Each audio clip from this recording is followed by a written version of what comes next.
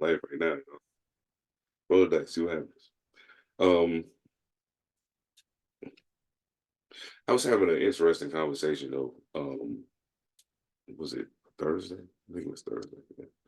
We was talking about I was doing security at this party, and I met a bunch of dudes, and we come to find out that all of us were from some area, south of the Mason-Dixon line. So Okay. it was like a guy, a Haitian brother from Miami was there. Another Haitian brother actually pulled up not too long ago. They then come to find out they was from the same place in Haiti. You know what I'm saying? So that was cool. It was a brother from Alabama, Louisiana, Memphis, of course, me, North Carolina. And the gentleman who was hosting the party actually was from North Carolina as well. I found out. Okay. You know what I'm saying? But we was having a conversation about it, and I was like, man, what's the strangest thing you've encountered since you moved here? You know what I'm saying? Since you moved to the West Coast. And it seemed to be a consensus that people from especially from the Southeast, I mean, from the East Coast period, but from the Southeast especially, feel like the West Coast is far too passive aggressive, not as directed as it needs to be. And everybody had a similar story of coming here and being, for a while being on the outs of social circles because people like analyze them as being aggressive people. You know what I'm saying? Yeah. Yeah.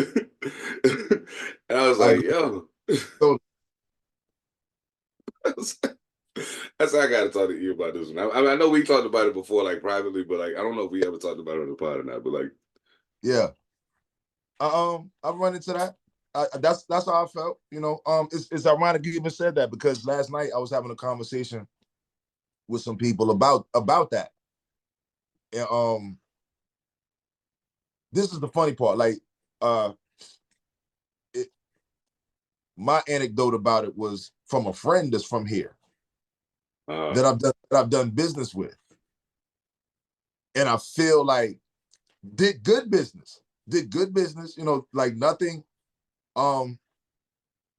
went wrong. There was no negotiation. There was no tense voice. It was nothing.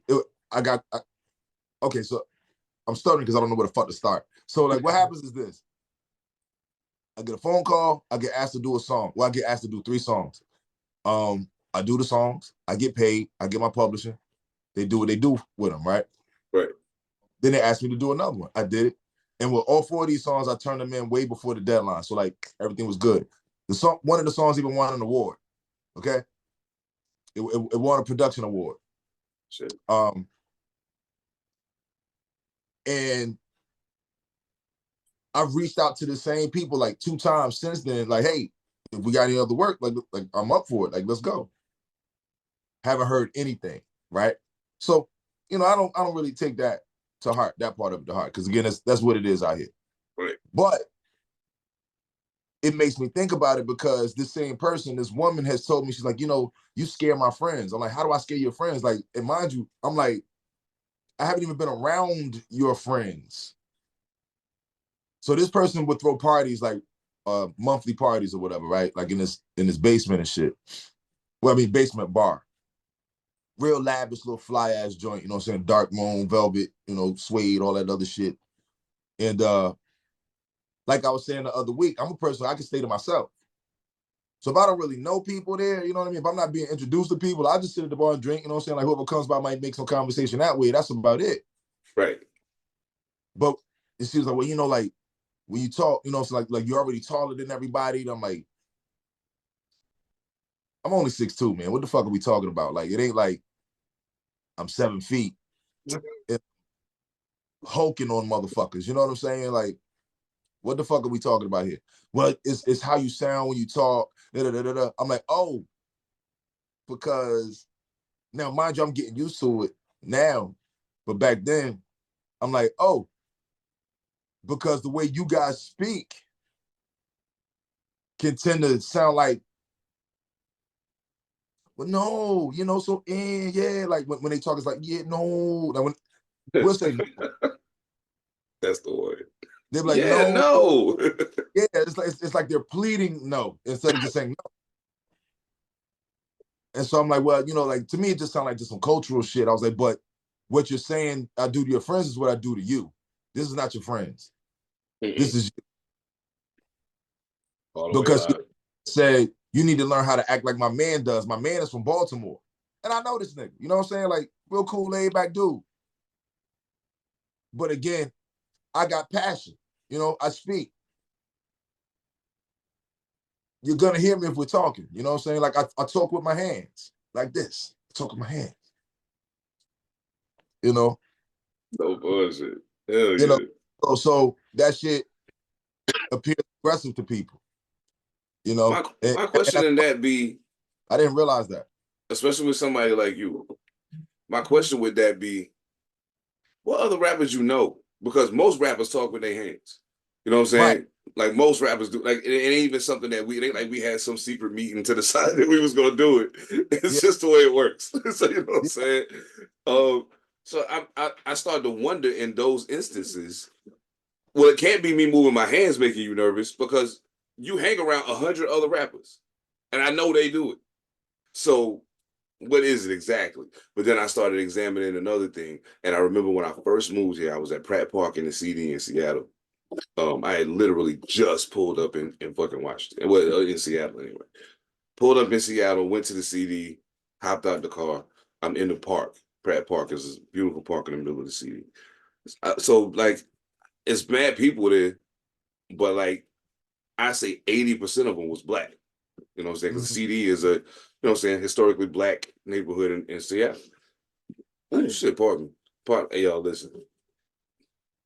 It's the last Pour it, Sunday of the month. It's the last Sunday of the month. I'm trying to bring the tradition back. pour it in the cup. Pour it in the cup. No, I should. I Yeah, should. pour it in the cup. Yeah, definitely. That'll kill that burping. Oh yeah. And I'm gonna blur that fucking name out when I showed it on the screen. They ain't paying me no money. Oh shoot. But nah, so that's Matter of fact, grab a cup. I'll grab one too. absolutely. I got you. Where'd you put my towel, my washcloth? Yeah, we don't want to hear that shit, man. What's up, Mojo?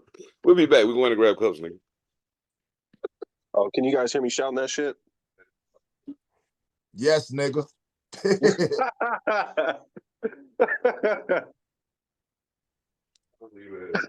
Trying to wash my face before I make an appearance on here. Stepped up to get a cup for my mood. I've been thinking about drinking now. Oh yeah, that's the new single.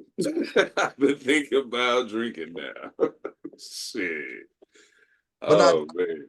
notice that, Seven. Yeah. I've had numerous conversations with people from the East who come over here and they be like, yo, it just seems real passive aggressive over here. But it depends Oh on who you're dealing with though. Because I know some aggressive people over here too. man, yeah. Oh, you know what? I did that shit again. Let me wrap that thought up. So I'm at the park and talking to AP on the phone, and he's like, "Yo, you're surrounded by white people right now." I'm looking around like, nah, not at all. Um, but that was when I realized that I hadn't really paid an extensive amount of attention to how people sounded when they were talking to me when I was here to visit, just to see if I wanted to move here. Then I realized like none of the black people here sound like black people that I know. You know what I'm Right. saying? And it's all, and I mean, of course, we know it's regional, all of that shit. But like, yeah, that shit fucked my head up, man. So like, just everything about being here, like the first 14 months, I say, was probably just adjusting to how different people are. You know what I'm Yeah. saying? And how they perceive you. So yeah, that shit was wild, bro. Because I mean, we about the same height and shit. I'm dark with the baldy and shit, and and I don't be smiling when I'm around motherfuckers. So like, yeah, I feel you. Like I get the same type of shit, and I'll be like, oh, but you know me though. Like, Right. like why are you nervous? You know me. Like, what? I don't understand what's going on here. Right. But That like, shit what is am I doing? wild. What am I actually doing? I'm just here. Yeah. What did I I'm not change? anything. I'm not doing shit. I am minding my fucking business. How is this making you nervous? What the fuck? You know? Funniest shit of all. Before I even say that, Mojo Barnes, welcome back, my brother. How you doing, man? It's good to see you. Yeah, I'm good. That's what's Fuck, you up, lost man. weight? Yeah, it look like it, don't it? You lost weight? You losing weight, shit, man? Probably. I don't know. Now let me ask a different question. Are you Maybe trying to lose weight? No, whenever somebody tells me or asks me if I'm losing weight, it's not intentional. I'm not doing anything. I don't work out. I don't just stop eating for a while, I guess. It's the beard. Oh, it's the beard? Is that what it is? Must be the beard. Yeah. Hey, you looking a little more full there, brother. I'm so mad I can't grow a beard. I don't know what to do. But I'm glad you're here. Man, you got this. Yeah, I mean that shit. But it looked like somebody spilled. Like I'd gotten a boxing match with flour, and it just kind of. It's just stupid. But but now that you're here, I can get this out the way. Welcome. That shit took. I didn't even realize I hadn't done that shit yet. How y'all doing? Welcome to Pantha Politix Podcast. I am Seven Da Pantha, aka Carolina Hurricane Ridiculous Thing, aka your baby mama's favorite rapper, aka the nigga that's gonna find a new intro for himself before next month. And of course, I'm in the building with my niggas. It's been a while since we had the three together, so this is gonna be fun. And I got a little. Y'all know it's the last Sunday of the month, so we bringing the tradition back. You know what I'm talking about? So ethemadassassin. We've been chopping it up a little bit already anyway. What's good, brother? How you living, man? Good, man. You know, riding this hip hop high that I'm coming off from last night, man. What? Fucking Roots picnic. Oh shit. Oh shit. Roots picnic was last week in Hollywood Bowl. Amazing. You guys tell me more. Yes, please tell me much more. Show, man. Amazing fucking show. First of all, let me say I saw an IG post a couple of weeks ago where Mad Skills was saying that he was retiring. He's not rapping no more. Second nigga on the Roots picnic stage was fucking Skills. I'm like, oh, this nigga's lying. Okay. He's so full of shit. Yeah, fuck is he even doing here? But Skills came out, burned it down. Common burned it down. I'm trying to remember the order of motherfuckers that came out. So they had Diggable Planets, Jungle Brothers, Queen Latifah, MC Light, Black Sheep. Yeah, Common. Old school hip hop niggas wet dream right here. It's the Roots picnic. So let me say this. I don't be saying old school hip hop, and I think we need to stop that shit. But that's a whole other conversation. We can have it though, but I mean not right now. We're good. Yeah, but the surprise guest was dope. Pete Rock was a surprise guest. Lady of Rage, surprise guest. Love her. She smoked it too. But the biggest surprise guest, MC Light, surprise guest. But probably the biggest surprise guest who really, really tore it down because she a hometown hero, Yo-Yo, nigga. Yo-Yo. Holy shit. That makes me happy, yo. And she's still live with her shit. You know what I'm saying? Like, you know, back in the day, she was on her I'm a sexy around the way girl type of shit. She's still on that shit. You know what I'm saying? Like, you know, no doubt. You know, shaking her ass for the fans, everybody going crazy, you know what I'm saying? Like, you know. It's quite an ass to shake too. Shit, I used to have the biggest crush in the world on Yo-Yo when I was young, yo. I challenge you to go back and watch it now, and we was just kids. Oh yeah, no doubt. And you know what? I want to get to that too, because I want to get to that too. After the Roots picnic shit and after the intro, but I do want to get to that because it's something that we was talking about at work the other day, and I'm glad you said that. But yeah, we'll get back to it. But yeah, go ahead. we didn't know what we was looking at. You know what I'm saying? We believe what we were told. She's a beautiful lady. But the show was dope, man. The show was dope as fuck. So, and again, it's the Roots picnic, so I'm leaving out the fact, of course, it's the Roots performing and shit. You know what I mean? So, like, you know, the band backing everybody. Oh, and big shout out to Shortcut and Red Matic, the beat nuts. Beat junkies. Pardon me, beat junkies. These niggas, in between sets and before the show, crushed. Going crazy. Crushed. Oh man, crushed it. The only thing I gotta say is you know how we've been talking about all of these artists that's going through these tremendously egregious, tumultuous things that we're canceling them for. Oh yes. Some of the song choices I heard last night I thought were a bit out of touch. And not from the performers, from songs that was just being played. From the DJs? Yeah. I thought one or two of them was just wrong. Like, oh, did y'all really do that? Even still though, the crowd went up. Crowd went up. I gotta ask. I heard a Africa Bambaataa record. Oh, okay. You already answered my question. Okay. I heard a R. Kelly record. I heard a. That one never fails to blow my mind when I hear it. Not only did I hear a Diddy record, they so like some of the songs they was playing videos for, and Diddy pops up on the screen. I'm like, yo, they are wilding today. I can't believe the Roots allowed that. Like, I can't say who allowed what. I don't know. You know what I'm saying? But that's wild. For a second, I just gotta close my window. I proceed. But it was really fucking dope, man. Real dope show. You know, from beginning to end, like, you know, you start, the sun is out, then it creeps into the night, and it's the Hollywood Bowl, so it's outdoors. You know what I'm saying? So it was just, you know, I was surprised at how many non-melanated people were there. I was very surprised. Very surprised. Like, it was a sold out show. Let me say that. It was sold out. So to be walking to the shit and see so many people who didn't look like me, I was like, wow, this is interesting. I wonder if this is because, you know, you're lifelong hip hop fans, or if you're just fans of the moment. You know what I'm saying? Jimmy Fallon show, or Jimmy Fallon. Or you got caught up in the wave that's happening right now because of the whole K-Dot and Drake thing, and just the tremors that have been created because of that. No. I'm just saying people who've been swept into hip hop in general because of it. Because I seen some wild shit, but we ain't got to talk about that right now. But I seen some wild shit that made me think, how many of y'all came to the party just because of this, or because you were on the periphery of it, and now you like expounding your thoughts to shit you won't know nothing about? But see, but that's what I was trying to tell you though. Like, I know that's not the case because this shit sold out months ago. Mm-hmm. You know what I'm saying? Okay. So I'm just, but it's none of that.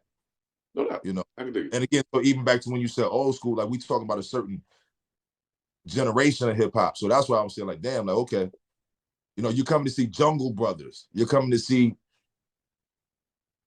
Black Sheep, you're coming to see people who ain't necessarily had a wait. I left out somebody. Arrested Development. My apologies. Arrested Development. And they smoked it. Oh, yeah. I left out the Far Side too. And they smoked it. I don't doubt that at all. I'm a huge Far Side fan. And they did it mixtape style. It was just like song here, 2 songs here, get them off, on and on. You know what I'm saying? Oh, that's dope. Yeah. So they was just in and out. And that way you can sneak your one-hit wonder homie that really just got the one joint. You can still get them on the stage and let them get their shit off and get them the fuck out of it. Hey, no doubt. I'm fucking with that. All right. Man, yo, E, I'm gonna tell you something good, bro. A lot of times. Wait. They closed the show with The Choice Is Yours. Oh my God. I know that shit went up like a motherfucker. Man, I know that shit went up. He could have did that shit 3-4. He could have pulled the Kendrick if he wanted to and did that shit over and over and over and over. Like, that shit was immaculate. When you amongst the demographic that got the love and the admiration for that, it's certain records that if you in the right group of people. So, all right. The walls get ready to move. So speaking of the group of people, right? Like I told you what the demographic looked like. So the funny thing is this. I realized which niggas got their tickets when they got paid and which ones was able to get the ticket as soon as they saw the shit. Because the whole front looked like those people that I was talking about. I saw like, oh shit. But the whole back was us. And we was in the back smoking, drinking. Niggas had bottles of liquor and shit. We passed it. It was really a family reunion type of shit, man. Like, so I took I took Candy Cole for her birthday. I took her to that. I gotta get Candy on Sidebars. I'm saying it right now. I hope you listen. I gotta get you on. But anyway, go ahead. She'll do it. She'll do it. But I took her, and so, but we didn't drive there together. You know, we met each other there, so we met in the stands. So when I got there, like my seat, well, our seats were in between where some people were already sitting, and the Hollywood Bowl, the way it's shaped, is kind of narrow to walk through the seats. Like, you know, you got excuse me, switch. So I didn't want the people to have to get up 2 and 3 times when we are sitting together. So I just waited until Candy got there. So like I'm kicking it with this older couple. You know what I'm saying? And the lady was like, yeah, baby. So I'm like, yo, what seat are you in? And she tells me, I'm like, okay, my seats are in between you and those white people right there. So you down? I'm like, nah. I got somebody else coming. I'm gonna wait till she gets here. Then we'll, you know, just ask everybody to give so we can get in. She was like, it's cool. In 5 minutes, you're gonna be my cousin anyway. You want something to drink? And just start passing out drinks and shit, man. Like it was cool. Like we all got to know each other. Like, and depending on who knew which song, rapping along with that shit, motherfuckers. Yeah, they rapping with you and shit. You know what I'm saying? Like I had a couple impromptu performances by accident. You know what I'm saying? Doing my PMD rendition, my Mobb Deep rendition. Motherfuckers just shouting it out. Shit. It was just one big family affair, man. It was cool as fuck. I love that type of shit, man. I love Yeah. that type of shit. And what I was gonna say though is I live a lot. I gain a lot of my live entertainment show and just connection to that part of the game. I live it vicariously through you because I don't be fucking with niggas. So like, Gotta start, man. You know what I realized the other day? I was like, bro, I used to think I was a social person. I'm not. I don't fuck with people, yo. I be in like and it much in the way that you say you be in a room and you be off in the corner and you did it. Like I realized that I could be dead in the middle of the room, having a conversation with somebody, and not really be in the room because I don't really want to fucking be here. Like I don't know, it's crazy, but anyway. More importantly, Mojo Barnes is back in the building, ladies and gentlemen. Mr. Barnes, what's up, man? How you doing? Good to see you, brother. Good to see you, man. Good to see you. I What you was been gonna up to, chime man? in because I went to Bumbershoot one year, and I can't like there's no seats where I guess this stage was, and so motherfuckers is bumping into me and stuff like that. Like that, there was no love for the hip hop genre in my soul at that moment because motherfuckers is stepping on me as white people that just look around like I'm invading their space. I'm like, you see how tall I am? You see how wide I am? Give me some space. I came here to see the same show. Please don't bump into me. But I think all hip hop shows, huh? No, go ahead. No. Oh I was shit! gonna say, I think all hip. We are the only ones who give a fuck about space. True. Obviously, Yeah. it's true. No, I learned that the hard way at a couple different shows. I went to a Kid Cudi show and the same thing. It's just white people are like, we're here together. You need to watch out for me. I'm like, no, that's not how that works. Well, I don't know if they're thinking you need to watch out for me. They just don't give a fuck about space. They don't. Like, not only do they not give a fuck about space, this is gonna sound like a racist rant. Forgive me. It feels like Asians don't give a fuck about space. Right. Mexicans don't fuck about space.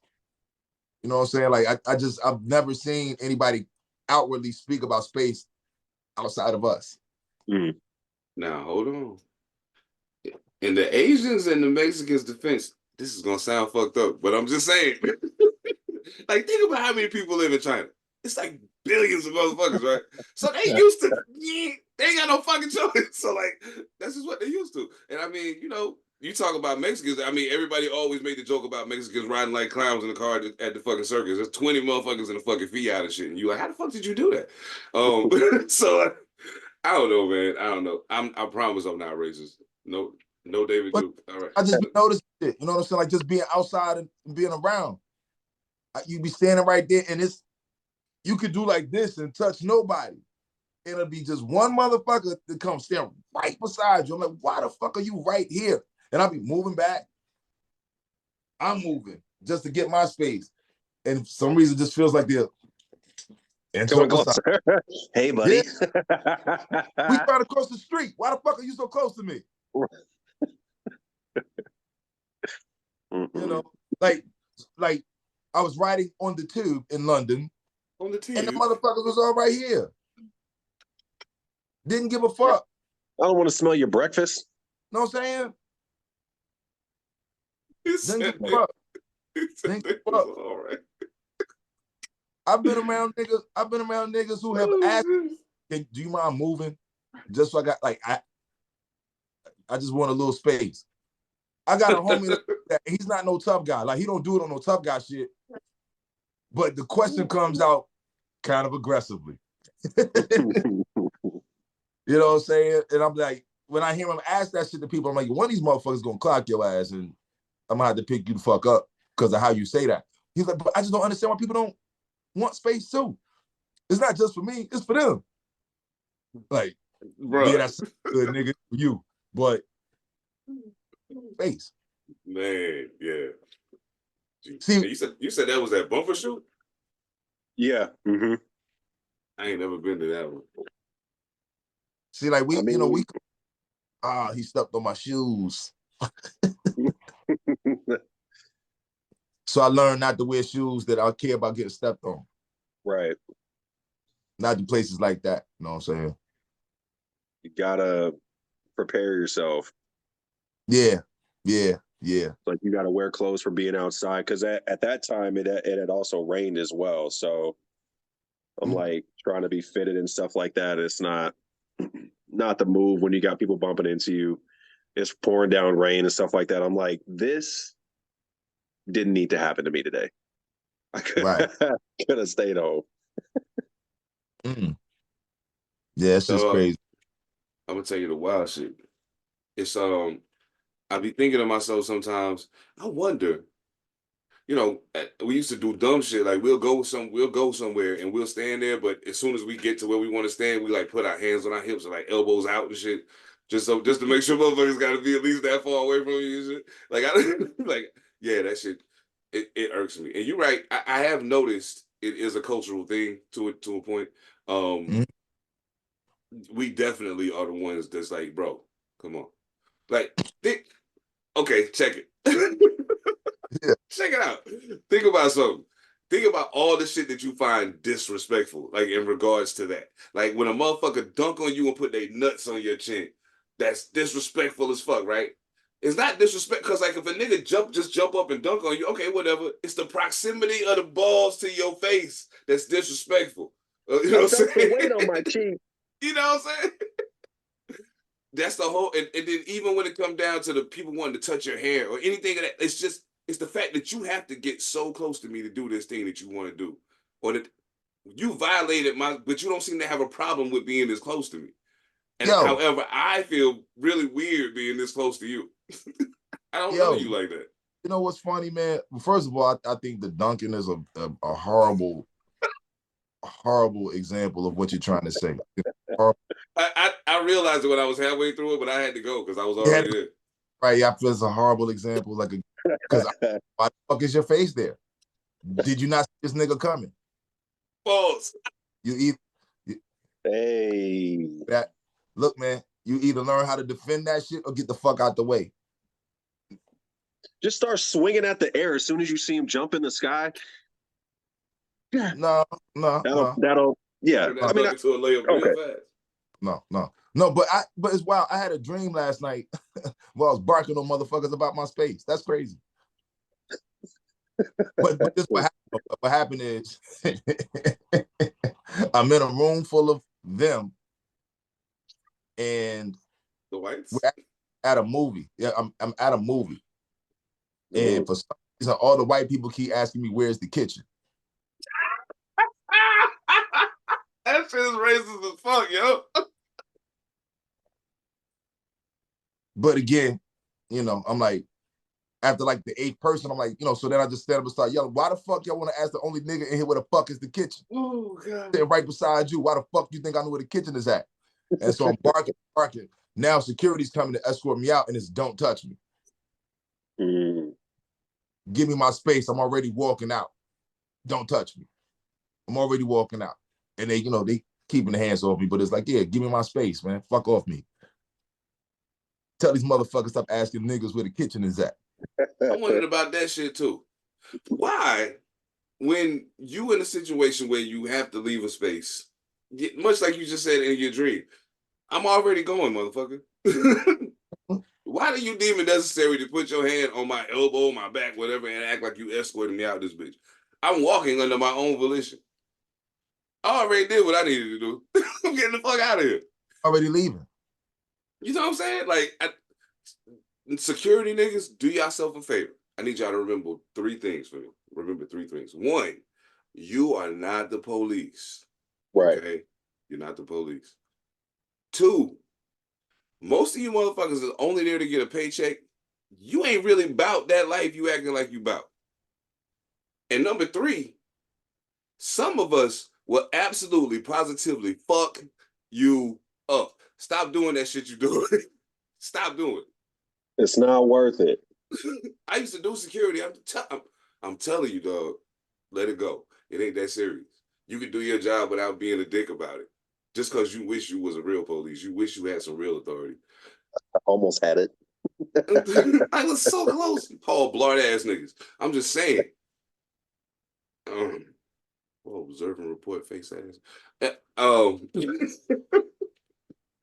Yo, I feel so bad, bro. I feel so bad because we did all that talking and shit. I didn't even bring up the new Rakim song last week when we was on. And real quick, I'll make this quick, but like, I enjoyed the song. If I'm being completely honest, probably the least enjoyable part of the song was Corrupt for me. I don't know, just something lately. Me and Corrupt ain't connected. I don't know. I just wait. I couldn't go there with him. But Master Killer did a good job. Of course, Rakim did Rakim. It was dope to see him on the cuts. He did the beat as well. And it was, you know what I'm saying? It's a solid record. I enjoyed the song. It wasn't nothing groundbreaking or earth shattering, you know what I'm saying? But it was a dope song. So salute to Rakim. Looking forward to the new project. Completely produced by him. A lot of people on it. So I think this is more like a showcase of this. I think this could possibly be a glimpse of us seeing Rakim trying to transition into his next phase of staying a part of the game. Like he maybe gonna start doing production more, you know what I'm saying? Shit like that. But yeah, I'm looking forward to it. I want to hear what it sounds like. Want to hear him spar with some of these people, you know, lyrically that are on the project. So yeah, salute to the God. Yeah, that's bullshit. I don't want to hear that shit, man. Fuck all What of that. What you mean? That song ain't, it's all right. That's about it. I said it was a solid record. That is solid shit. And look, Corrupt didn't need to be there. You know what I'm saying? The beat ain't it sound like it's mixed bad. The drums echo in the shit. I'm like, this ain't it. Y'all can do better than this.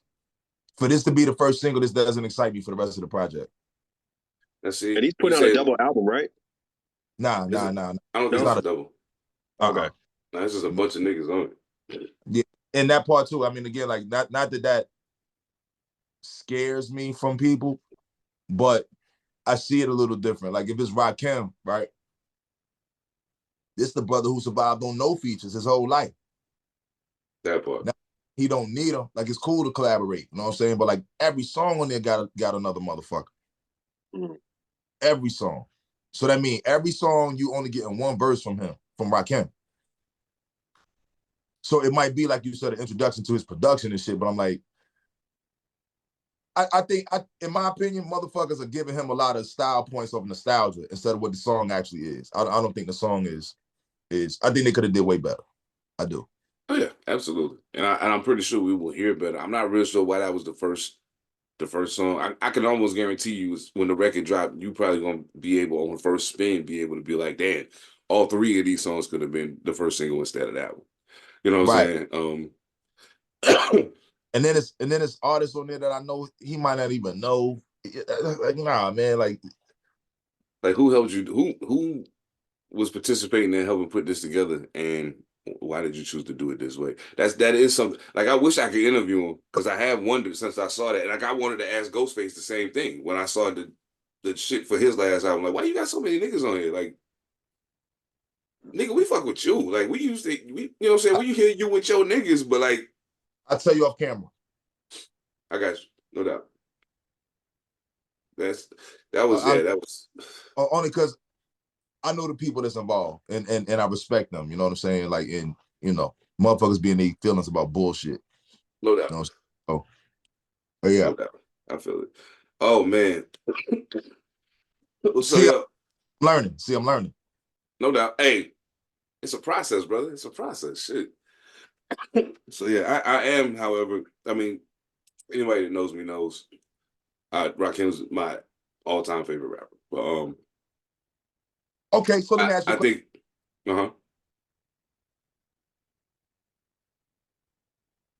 think What he did on that record. Mhm. How did you really feel about? I honestly feel like Rakim hasn't. I don't think Rakim has reached to be. I think at a point while he was on the run, he was every time he put something out, he was reaching for something. You know what I'm saying? It's like, I'm trying to stay where you put me at. I'm trying to stay there. You know what I'm saying? But it seems like it hit a point right around after the 18th letter. Yeah. After the 18th letter, that was the last time I heard him where I really felt like he was reaching for that still. I feel like after that he went on cruise, and now he do what Rakim do, and it'd be cool because it's him, and it's like, okay, you know what I'm saying, but you ain't doing nothing. That's why I'm like, it ain't nothing groundbreaking, it ain't earth shattering, none of that. It's just good. It's literally just good for me to hear Rakim rap. I'm like, okay, cool. You know what I'm saying? Good to hear you, bro. But when I hear this album, I need to hear more than that. Like give me at least one. You saying what I was thinking. I just didn't know how to phrase it. You know what I'm saying? It definitely feels like cruise control. Oh yeah, no doubt. It's been that way for a little bit. Yeah, that been that way for a little bit. You're gonna love me just because I'm me. I might fuck around and give you a couple lines here and there, but nah, man, I'm right here. Yeah. Like where? Yeah. Nah, you nailed it. Like, and that's why I respect Big Daddy Kane, because Kane, like, yo, I was about to say G-Rap too, but and I respect both of them for two totally different reasons. Yeah, for me, it's like what you said. Every time I hear G-Rap, it's like he's still reaching. Exactly. Like, and you can tell Kane he competing with himself when he write. That part right there, hell yeah. Big Daddy Kane is content to live off his catalog, but show you, hey, I still got it though. I'll get up here and rock this motherfucker with that song I did in 1986. Fuck what you heard. You know what I'm saying? but Kane has dropped some verses here and there. You know what I'm saying? Just rapping over beats, and it's like, okay, he's still competing with himself. No doubt. You know, you don't really hear until this, and it's always been that throughout the course of his career, though. Really, like if you think about Rakim, really, his albums and a few features, he don't even have a lot of those. Like, it's mostly his albums that he raps on. Yeah, he don't do songs with a lot of people. You know what I'm saying? And a part of it, like a lot of times people said a part of the reason was because it takes them a long time to write. And in that way, what I heard from him in that era of him rapping, I understand. Yeah, I can imagine it took you some time to think of that. You know what I'm saying? Like, I get it. Cool. But nah, yeah, it's been that way for a little bit. I don't understand fans. I don't understand stands. Let's put it that way. I understand fans. I don't understand stands. That if you can't recognize that, like, it's motherfuckers who are so diehard Eminem fans, they can't admit that he had a really crazy stretch where it just was bad. It ain't even like the music wasn't connecting. It was bad. You know what I'm saying? So like, it wasn't just, I can't relate to it. No. This just ain't good at all. The beat's bad. What the fuck is he doing? What is this? You know what I'm saying? Like,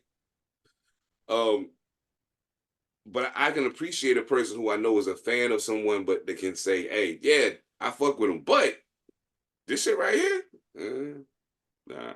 Yeah, yeah. Like I ain't calling the song whack, but I'm just like, I know what I want to hear out of Rakim.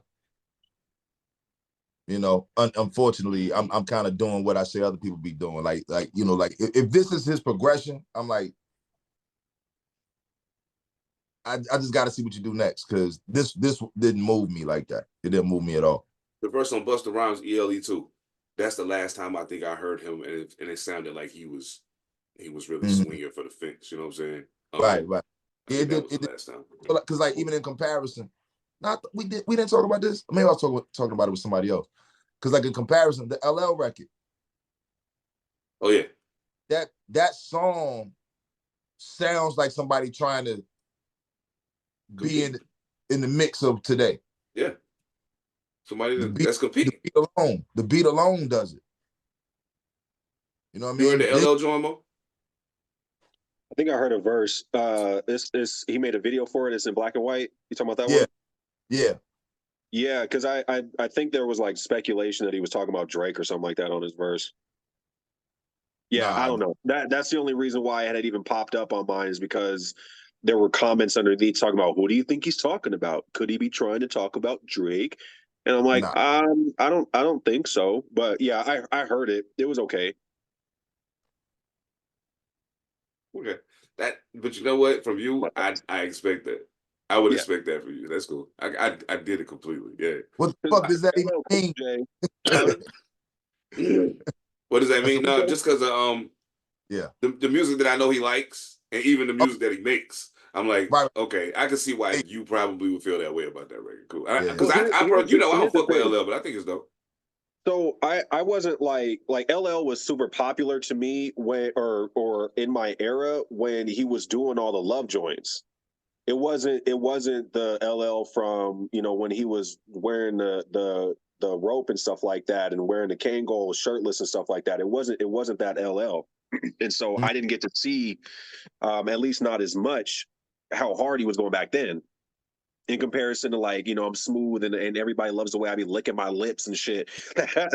That's what I kept seeing. That's what kept coming across my TV screen, was him licking his lips and people talking about, sex symbol this and all that, so I didn't really get an opportunity to live in the era of him being the battle rapper, Yeah. Oh yeah. So like what I think you're speaking towards is what a lot of people would deem nostalgia for him.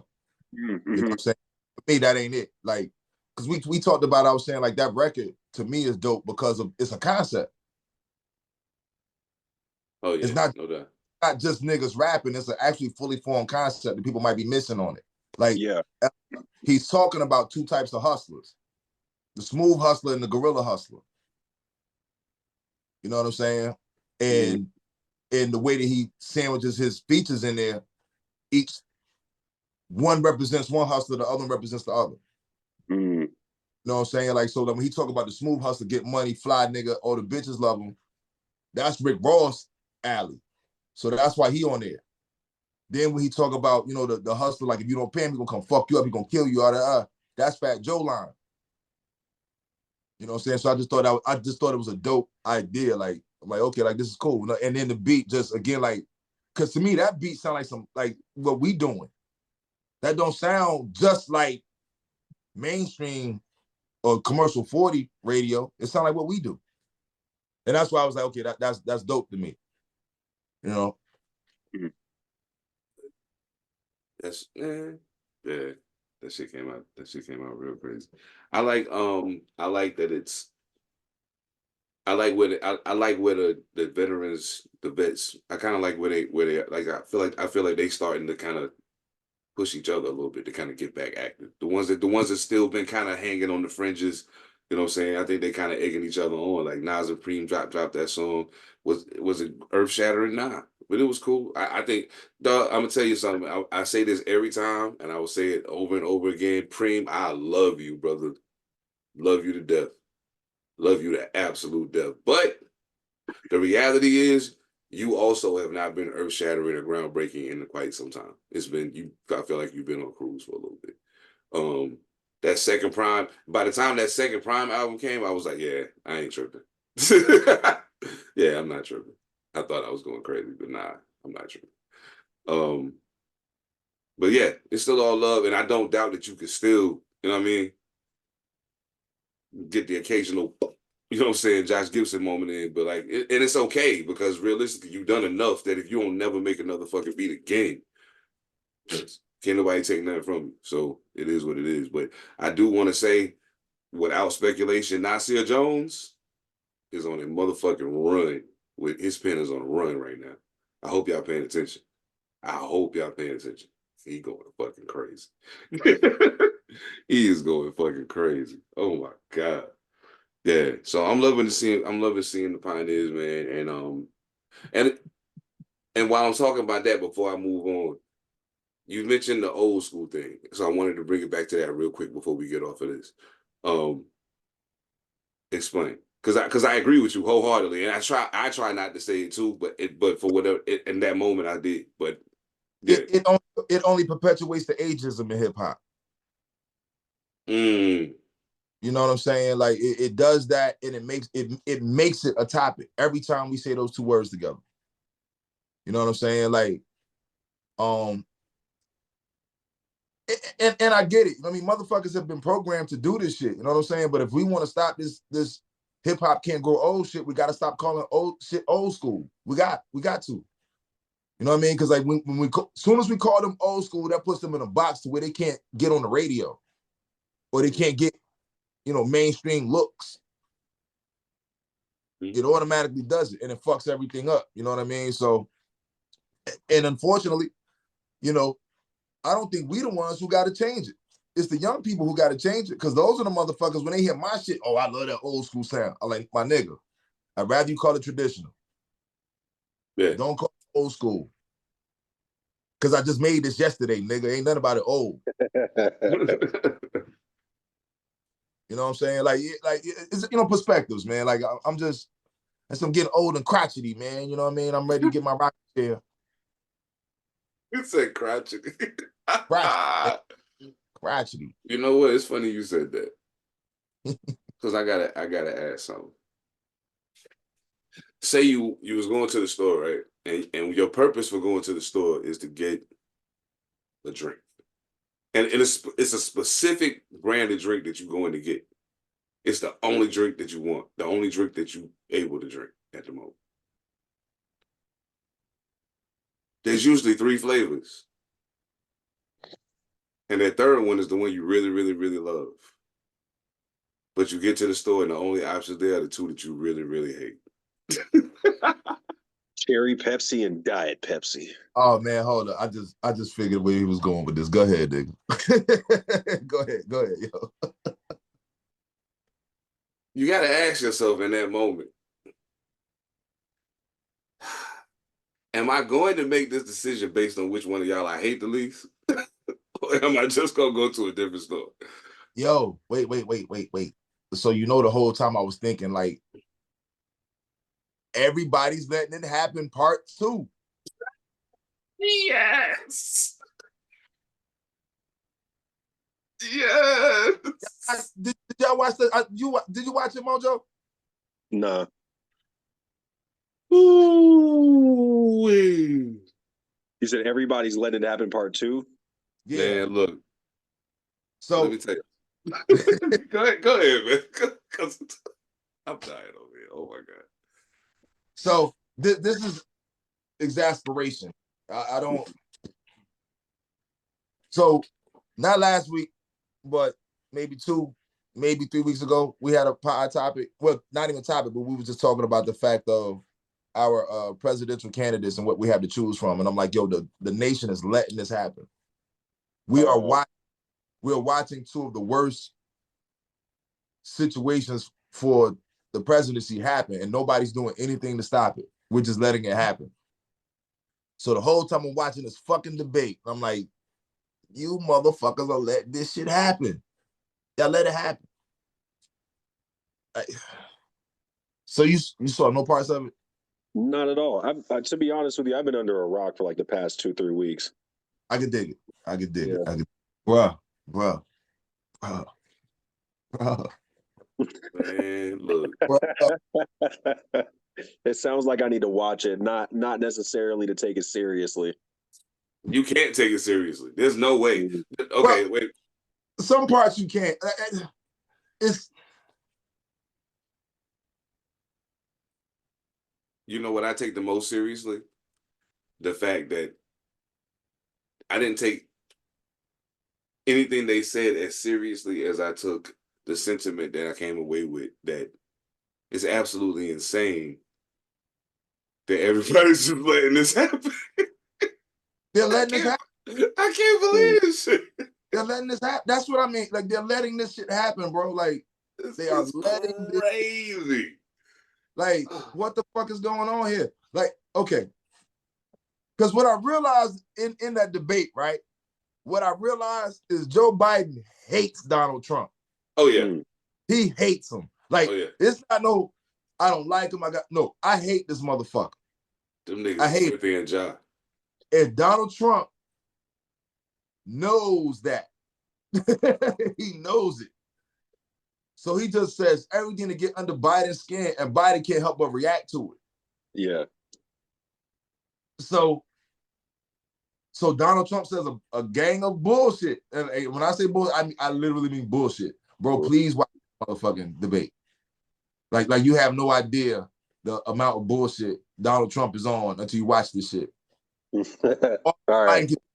Is respond, but he's responding angrily. And the thing is, Joe Biden supposedly was sick. I don't know. But I had always been hearing about this, but I didn't know that Joe Biden really has a stutter. Mm-hmm. Yeah. So it's all coming out during this shit. And the only thing you can see, because he's not very mobile, is you can just see on his face, I want to fuck you up. Oh yeah. But he can't. Yeah. So, yeah. All I'm gonna say, hey, all I'm gonna say is 7. When we get that age, nigga, I'm gonna play you in golf. Only if you can carry your own bag, nigga. Schoolboy Q made a comment because he's been in golf for a little while now, and he said that they were making some like real heinous remarks about their golfing skills. Yeah, that's why I said that. Yeah, listen, because Donald Trump got up there and lied about his and his height and his size and shit. Joe Biden was like, Joe Biden said, I could look at you and tell you 300. like why you? Yo, you know what I'm saying? Bro, it was wild. Donald Trump told me, yo, you can't hit a golf ball 15 yards. 15 yards. Yeah, he said, you can't hit a golf ball 15 yards. Joe Biden said, I told you I'll play you anytime, anywhere, any place. As long as you can carry your own bag. Meaning you can't even do that. Yeah. Yo. Oh my God. It just sound like two old men just, man. Grumpy old man, yeah. Yeah. That shit was fun. Yo. It was funny and not funny. He's a master at not answering questions. He's a master at it. Yeah. One of the best ever. One of the best ever. And it was a couple of times the moderator was even like, hey, yo, but I'm saying, I asked you. But what about this question? And he was like, yeah, so, but over here. Yeah, I'm gonna check it out. Because I'm not finished. Yeah, the other point. Yeah, I'm still back here. You can keep asking this question all you want. Until I get done with that, I'm going to just keep going. Because I already memorized it off the paper, and if I go off script, I'm going to fuck this up. It's nothing. I think all that shit came off the cuff. It sounds like it. That's the scary part about it right there. It sounds like it. Oh, my God. Bro. Like, who the fuck briefing this motherfucker? Like, it was obvious Joe Biden got briefed because he was speaking numbers. Yeah. You know what I'm saying? Now I don't know how accurate the numbers were, because that's just me. But Joe Biden was speaking numbers. Donald Trump said, we didn't have no inflation. We didn't have no inflation. Now we got inflation. Like, what the fuck? Okay. Yo, the wildest shit. Yo, I've never seen a political debate was supposed to be a political debate tumble into such tomfoolery in my life. I was like, yo, what is happening on the screen right now? I don't understand how they're allowing this to continue. Like somebody at a point, I feel like somebody should have just stepped up and be like, hey, hold up. Hey man, we can't do this. This shit ain't working. Get both of their asses off the stage right now. He ain't answering shit. And when you do, just stop talking. Please stop talking. Get off the stage. If they don't, and the only thing I heard him say it this morning. Somebody said the wildest thing in the world is we are watching the self-destruction of Joe Biden right in front of our eyes. And the fucked up part about it is they're willing to allow that shit to happen before they'll say, hey, Kamala, come in. Yeah. We need you to step up because this motherfucker need to sit down. Well, you know what? She can't flush a toilet in the White House. It's like, where the fuck is she at? I mean, but you know what though, to that point though, like just listening to what was being said, like not looking at the person saying it. I thought Biden was like on point though. For the debate. You know what I'm saying? Like I thought he was on point. But again, oh shit. Okay, so here's the thing. The question, because this is really what we talk about. We talk about age here again. The question was, Mr. Biden, if you get elected at the end of your next term, you'll be, is that what they said? At the end of your next term, you'll be 83? Mm-hmm. Can you speak towards your health, whatever? He answers the question. Yep. Mr. Trump, you're not far behind him. Can you speak to, well, we had the best, we didn't have no inflation. We did the best. If I was the president, this nigga Donald Trump, wait. It's so much shit I can say. The motherfucker said, if you elect me, before I come into office, I bet I stop that war over there with Putin and Ukraine. First thing I'm thinking, well, if you could do that, do it now, nigga. Right. That part. You said you could stop this before you even get into office. Then stop it. Yeah. Prove it.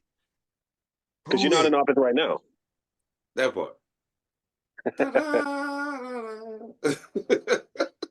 Prove it, man. Go ahead and do that shit. It was outlandish, man. It was really outlandish. Like I really wish you had seen it because I would love to hear what the fuck you got to say about it, bro. Like this shit was,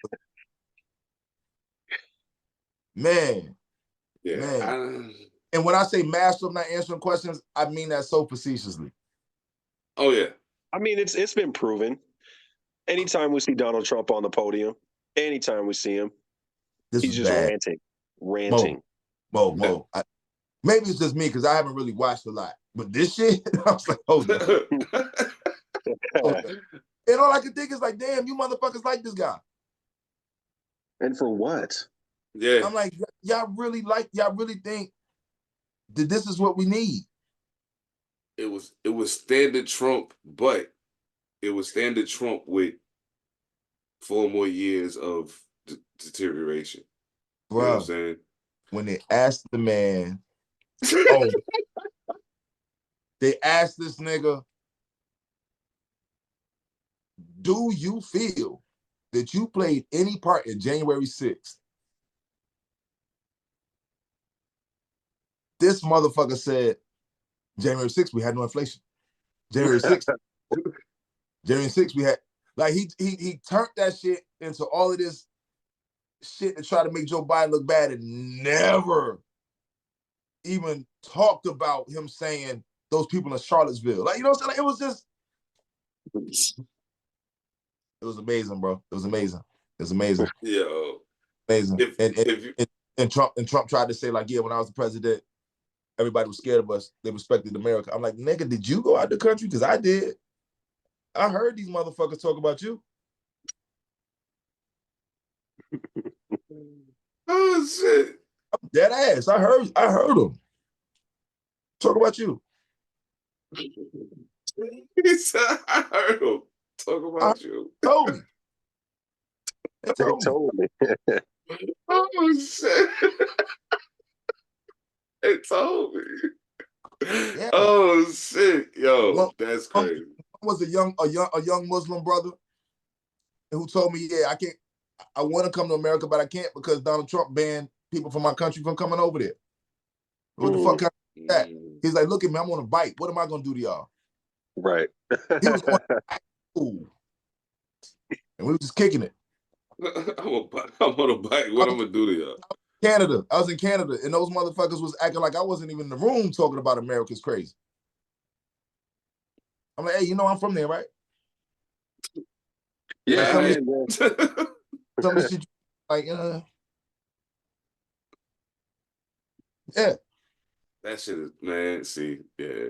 Now, the funny shit. Funny you said that. I remember we went to Toronto, and we was at the radio station with salute to you bad in motion. I don't know if y'all still doing y'all thing out there, but we go to the radio station, and while we there, there's some people, other people there. You know what I'm saying? But this guy says, "Smell like an American." Oh. And I'm thinking to myself, see, this could go one or two ways right now. I could be insulted by what you just said, but there's something in me that almost feels like I can't be. And then the other part of that is I could just like laugh it off and keep it moving. So I chose to do the latter because A, I'm in another country and I ain't trying to go to fucking jail in Canada. Yeah, and B, I don't quite know what you mean by that. Like now I want to do some investigation to find out if you was really insulting me to my face like that.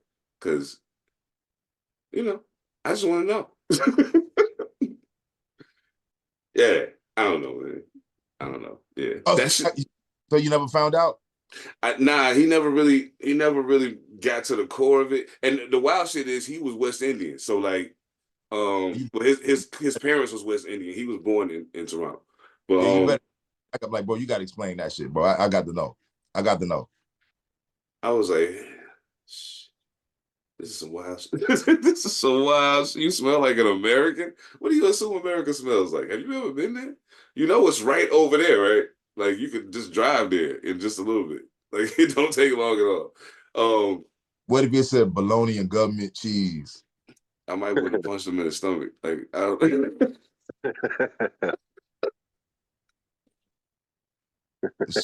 Welfare and poverty. You smell like you smell like you have to pay your fucking health care. Paying for health care. There was no inflation. We had to pay for health care. There's no inflation. You know what I smell like? No inflation.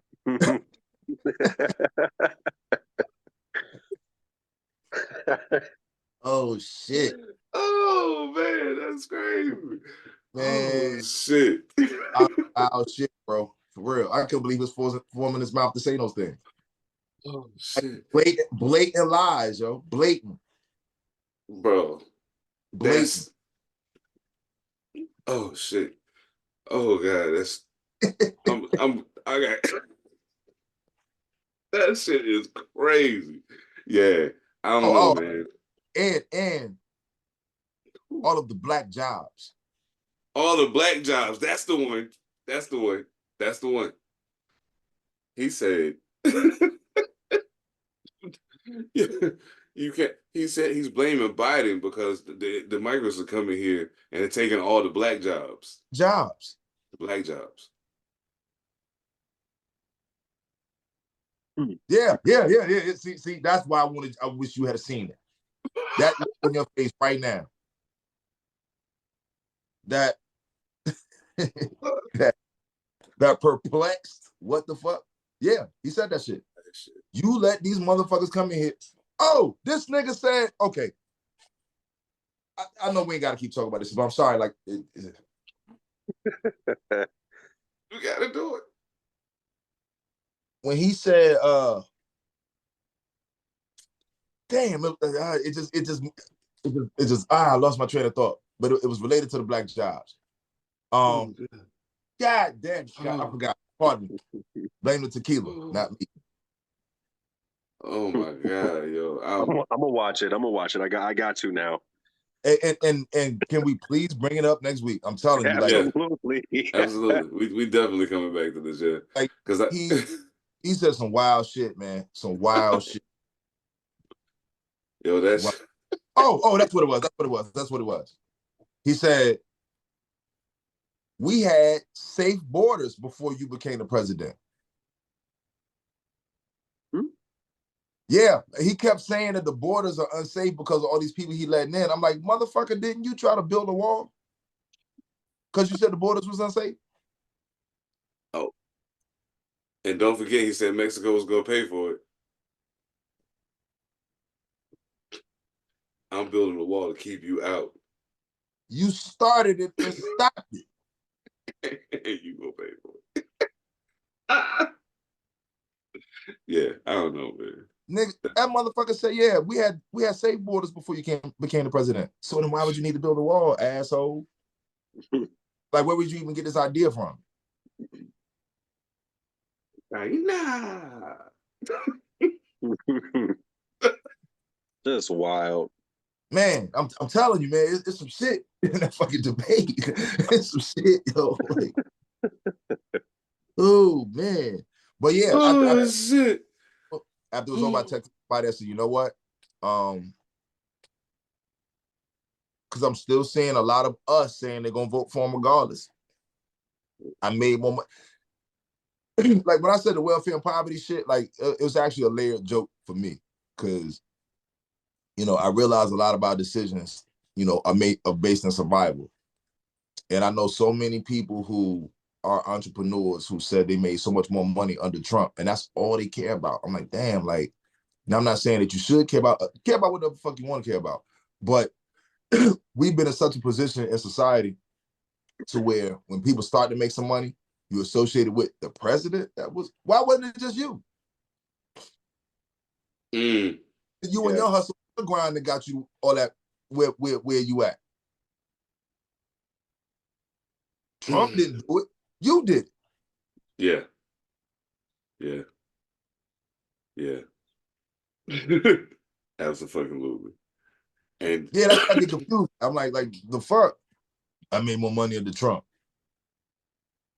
Yeah, you made it. Yeah, no, it just sounds like this was your year and Trump happened to be president and you thanking him for what? You know what I'm saying? Amen.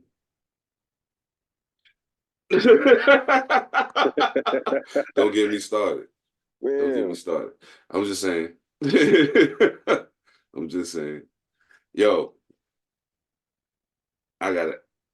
Okay, so I just got disclaimer. This story ain't funny, but I might just have some funny shit to say about it.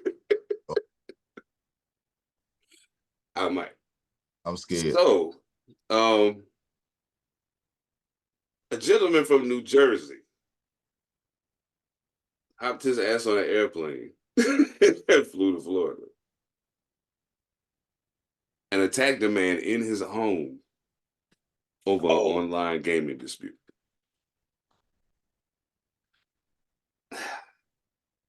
I'm going to read to you directly from the art.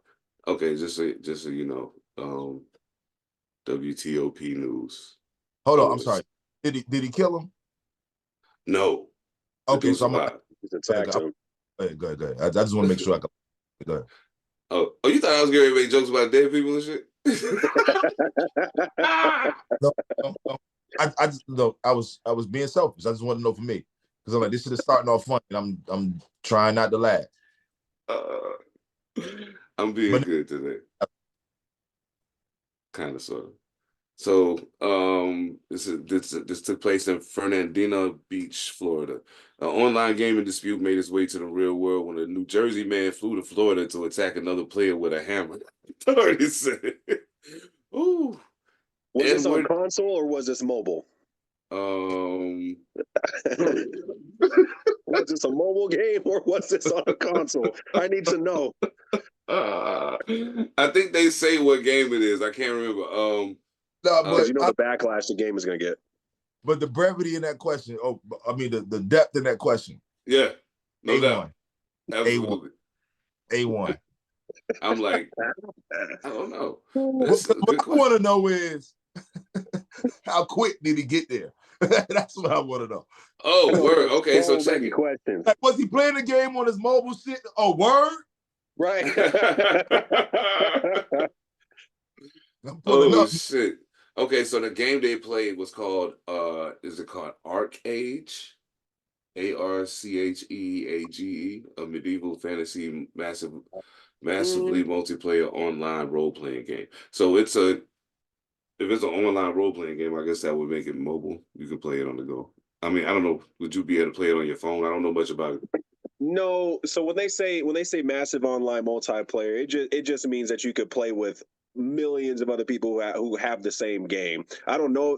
I've never heard of that game before, but they do it for like Fortnite, for example. You can play with people on PC, console, and you don't have to have a PlayStation in order to play with somebody on a PlayStation. So it's just a wide world online.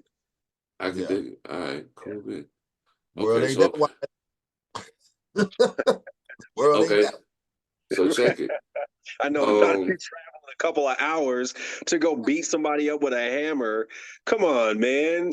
Yo, that's like one of y'all coming down here to do that.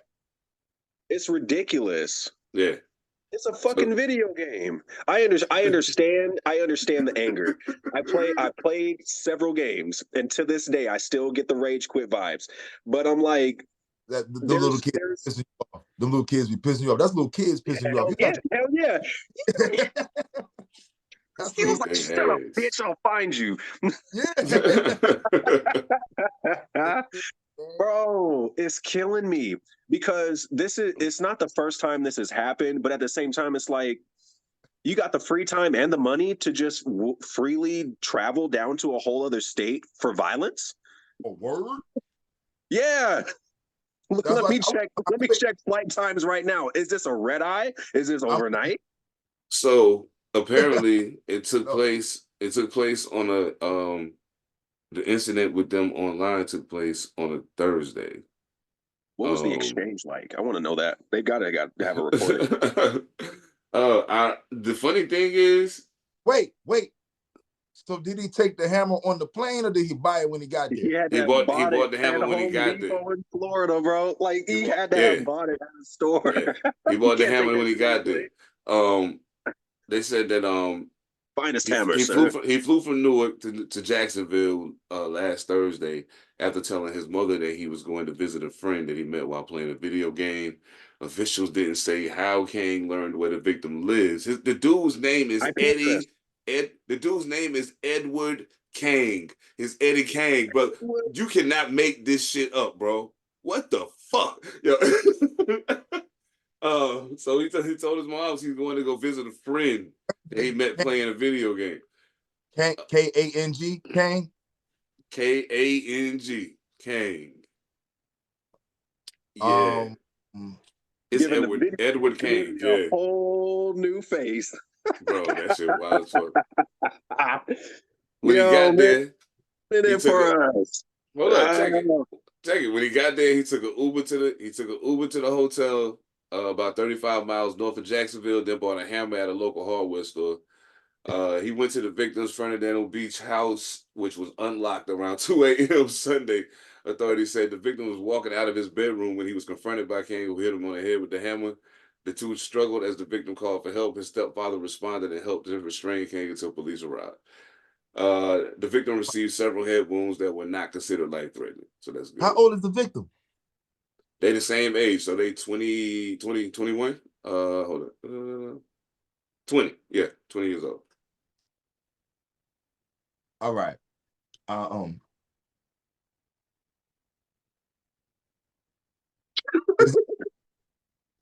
Is this frontal lobe situations like not? I have a lot of questions. I don't think I should ask them. No, ask them because ask them. Shit, man, y'all try. God damn. I'm so appalled. I'm not surprised, but I'm appalled. Yeah. I'm trying to be somebody out here. I'm trying to be somebody. Oh shit! But you might as well ask the question. See the fact that you even alluded to the fact that you have the questions. Now people want to know. So inquiring minds want to know. I want to know. Fuck it. What race are these people? White. White Oh, people do that stuff. Yo, hold up. You know what the funny thing is? Hold up. I don't know that. Hold up. I mean, hey, it's pop culture. His last name is Kang. All right, so first of all, we're gonna do this. Okay, so he Asian. Oh no, that's his real last name. I thought it was his username. Nah, he Asian. Oh, even worse. Even worse. That man was serious about that shit. Was money on the line or something? No. What dude called him? What dude say to make him do that?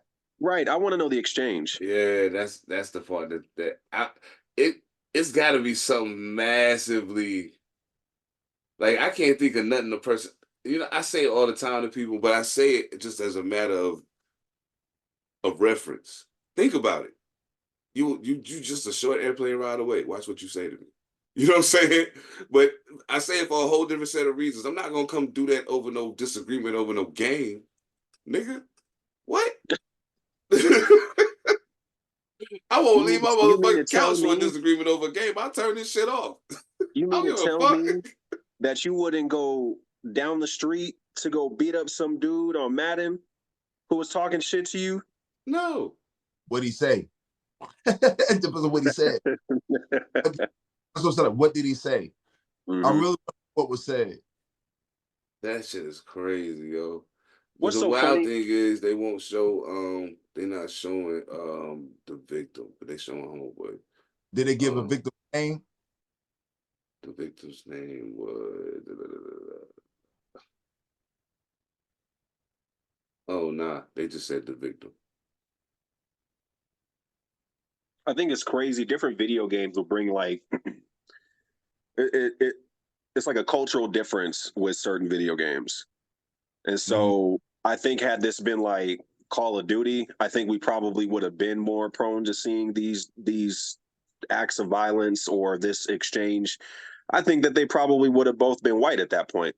I think had it been like Grand Theft Auto, I think we probably would have been dealing with a mixed bag. I think had it been 2K, probably more of the melanated persuasion. It's just so interesting to me. Mm-hmm. It's so interesting to me. It's a medieval game, but it's like, what are you saying on a medieval game? Yeah, medieval game. Oh yeah, that wasn't us. Nah. No, yeah, that's what I was getting at. I was like, a process of elimination. Medieval, I'm not on that shit. Yeah, that was. You know what this shit reminds me of? Like, as soon as you start the story, y'all fuck with King Bill? Yes. No, it reminded me of the Boondocks though. Which one? The episode of the Xbox Killer. Oh, Samuel Jackson and Charlie Murphy was in that episode, and they're running around with Riley and Huey trying to find the Xbox Killer. They're just terrorizing the hood, talking about Xbox Killer, and they just shooting people. That shit was funny as that. Ken Peele had a skit. Ken Peele got a skit where it's two cousins. One is just a straight geek nerd. He's into those kind of games, like board games, like Dungeons and Dragons type of shit, right? Mm. But he got his street ghetto thug cousin comes over while they're playing the game. And, they cast the spells with the cards. I cast this spell to do this. But the street nigga is too real. So he like, yo, why y'all ain't got no bitches in this game? Like, yo. What you mean you coming with an axe? I got an Uzi. I'm gonna shoot your face off. Like it's that kind of shit. This shit just wild. It just reminds me of that skit. You know what I'm saying? That nigga say, yo, what you mean you ain't got no bitches? Kanye would have bitches. But we ain't got no and then fuck around and all the dude, the geek cousin friends start liking the street nigga. You know what I'm saying? Like shit's just it's hilarious. Because niggas don't play those games, man. We don't play them goddamn games. Yeah. Test it out. It's got a good rating. I'll test it out. Give me the demo, but I don't know if I'm gonna commit.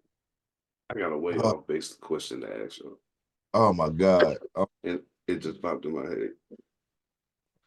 Well, I'm curious because both of you represent two very different sense of humor pools of my friend group. Um, even though it crisscrosses at points, you know what I'm saying? How do y'all feel about? And I'll say the later Wayans brothers, like Sean, Marlon, that group. Not Damon. We know Damon and them from the show. I mean, we know them from there too, but not as much. We know them more for doing their thing. So, where y'all at? Like, where y'all at with them? I'll just ask that before I say anything about my personal opinion. But I'm curious because I realize we have a lot of conversations about Black theatrical accomplishment and cinematic accomplishment, and a lot of times people don't bring up the Wayans, and I'm like, dog, you can't forget them. Like they whole family. You know what I'm saying? Keenan kicked in the door for everybody. Like you want to talk about a nigga talking about putting his whole fam on, and a lot of other people that's not Wayans too. exactly. Yeah. Exactly. You know what I'm saying? Like that family was responsible for like a big part of the comedy landscape for like 20 years. Facts. Hell yeah. Including non-Wayans. You know what I'm saying? Oh yeah. I mean, shit. Kerry, Fox. I mean, we could go Davidson, and we can go on forever. David Allen Greer, like yeah. It's so, they're still active. You know what I'm saying? But I think what Marlon is doing is amazing. I mean, whether or not you find him funny as a stand-up, that's something else. But I think what he's doing is like damn near a one-man army. Because what Keenan did was he brought his family into it, and he leaned on his family. Hold up. Before you go too deep, I want you to pause. I want you. I'm talking about the. I want you. I want you to know the scope of my question encompasses everything from the Wayans Brothers TV show to now. But okay. I just want to put it in perspective.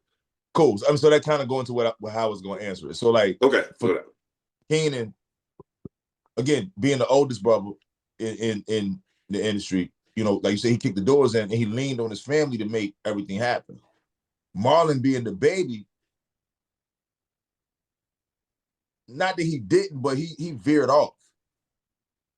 He veered off and did it not on his own. Like, of course, his name was what it was because he's a Wayans and what he had did with them. But like what he's doing like now in like the past like fucking 10 years.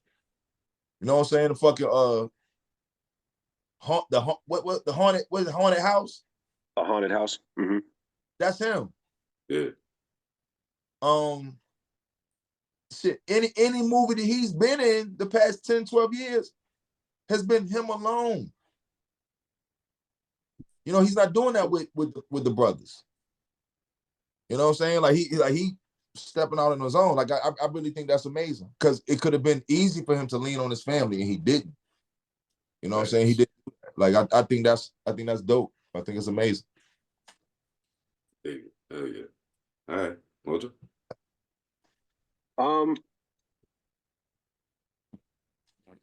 I don't find them too funny. I will say though that like, I did watch the Wayans Brothers TV show and stuff like that. I wasn't a fan of white chicks. But I'm also not going to acknowledge what they've done because Scary Movie was huge. Oh yeah. Hell yeah. And they took it from him. Oh. Yeah, no, I remember that. Yeah, because after the second one, it wasn't them no more, right?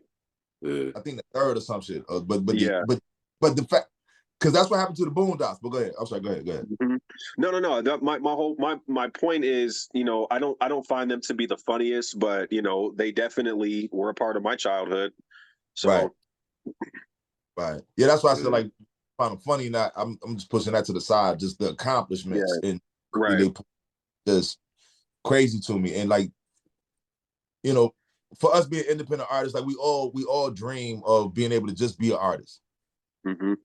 We don't want to have to work a job or nothing like that. You know what I'm saying?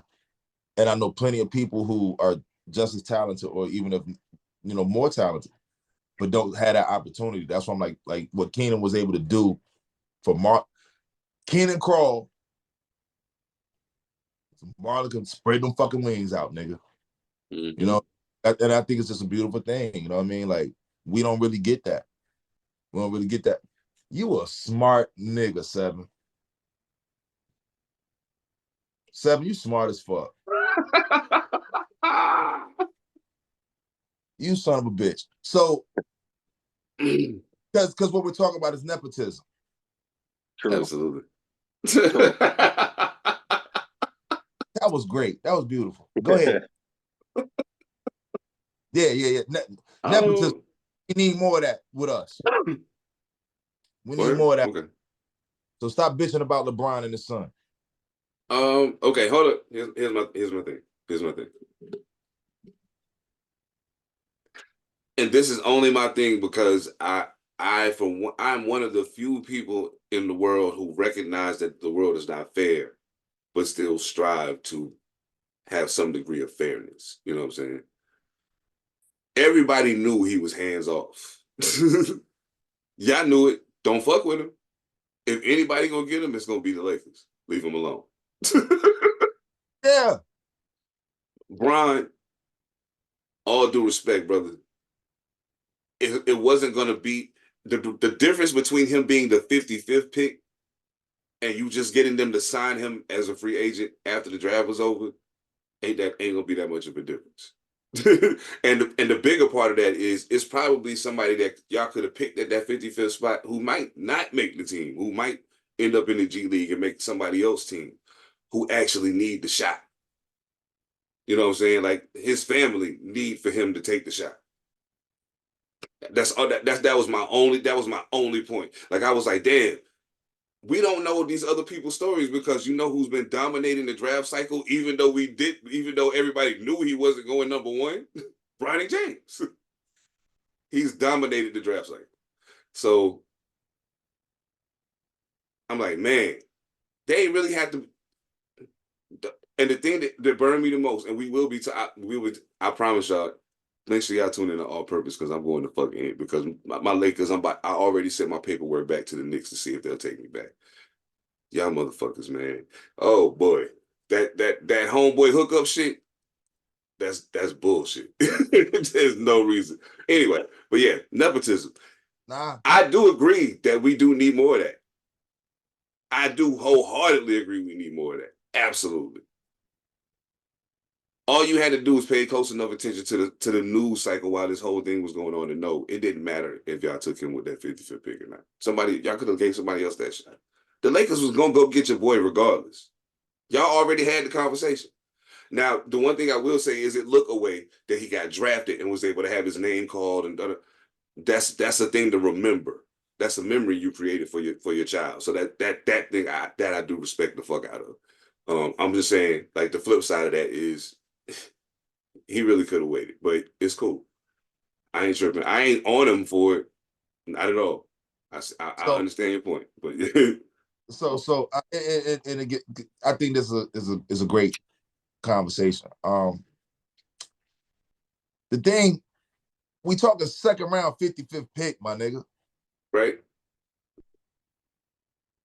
At the end of the day, they could have picked another motherfucker. Who's like how many second round 55th picks we remember? I can remember is George Hill. That's it. So all I'm saying is like, because I get what you're saying so far as like who probably needed the shot more or whatever. I get what you're saying, but we don't know if that's the case. You know, we don't know if that's the case, and at the same like, because none of these niggas is in the draft hone their skills on a outdoor court. Oh no, that shit way over. So somebody family was able to pay for these trainers that they got. Because that's how people play basketball these days. They don't go outside. They learn in a gym. They going to AAU. You said you played AAU when you was in high school, right? I didn't even know the shit existed. but I got friends, kids is in AAU. And you know what they say? Nigga, this shit cost me $15,000 a year. For this little ass outside on that basketball court. But my point, right. That's what you would do, right? You, I don't even know if you played ball ever, but you'll figure that we gonna figure out these cones, nigga, and we gonna Better do them nah, suicides right now. like I know they got fucking camps. I know niggas with camps. Ooh, shit. I know niggas who played HBCU basketball and didn't see a lick of time. And they have camps. Everything is training now, and you got to pay for that shit. So, like, I feel what you're saying. Maybe 15 years ago. Yeah. Oh, shit different now, man. Motherfuckers.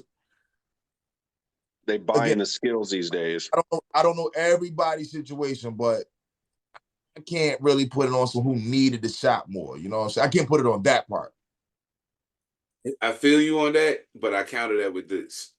And I only say that from the perspective of somebody who went through the recruitment process through D1 school, D2 school, and that was back then. You know what I'm saying? Bragging nigga. Oh, good. Nah, no, not at all. But I'm just saying, like, what I know to be a fact is that part of it is true to a degree, but there are some of these people in these situations now who their family took out a second mortgage on the house to get him into this camp because they believe in him that much. You know what I'm saying? And right. You know what I mean? And that's what I was trying to say about. I'm not denying. Like, again, I don't know everybody's situation. I really don't. Right. Saying, but again, the majority of these motherfuckers, that's not the issue. True that. And that's what makes the story that we used to see of the kid who played on the outdoor court and had the fucked up kicks and all that. You don't even get to hear that story no more. You don't hear it no more. Because that kid, we might never see him in the NBA at this point because of all the advantages all these other kids got from all this other shit they doing. Like a big thing that people it's bittersweet. I love seeing how much respect Kobe Bryant gets now. I love seeing it.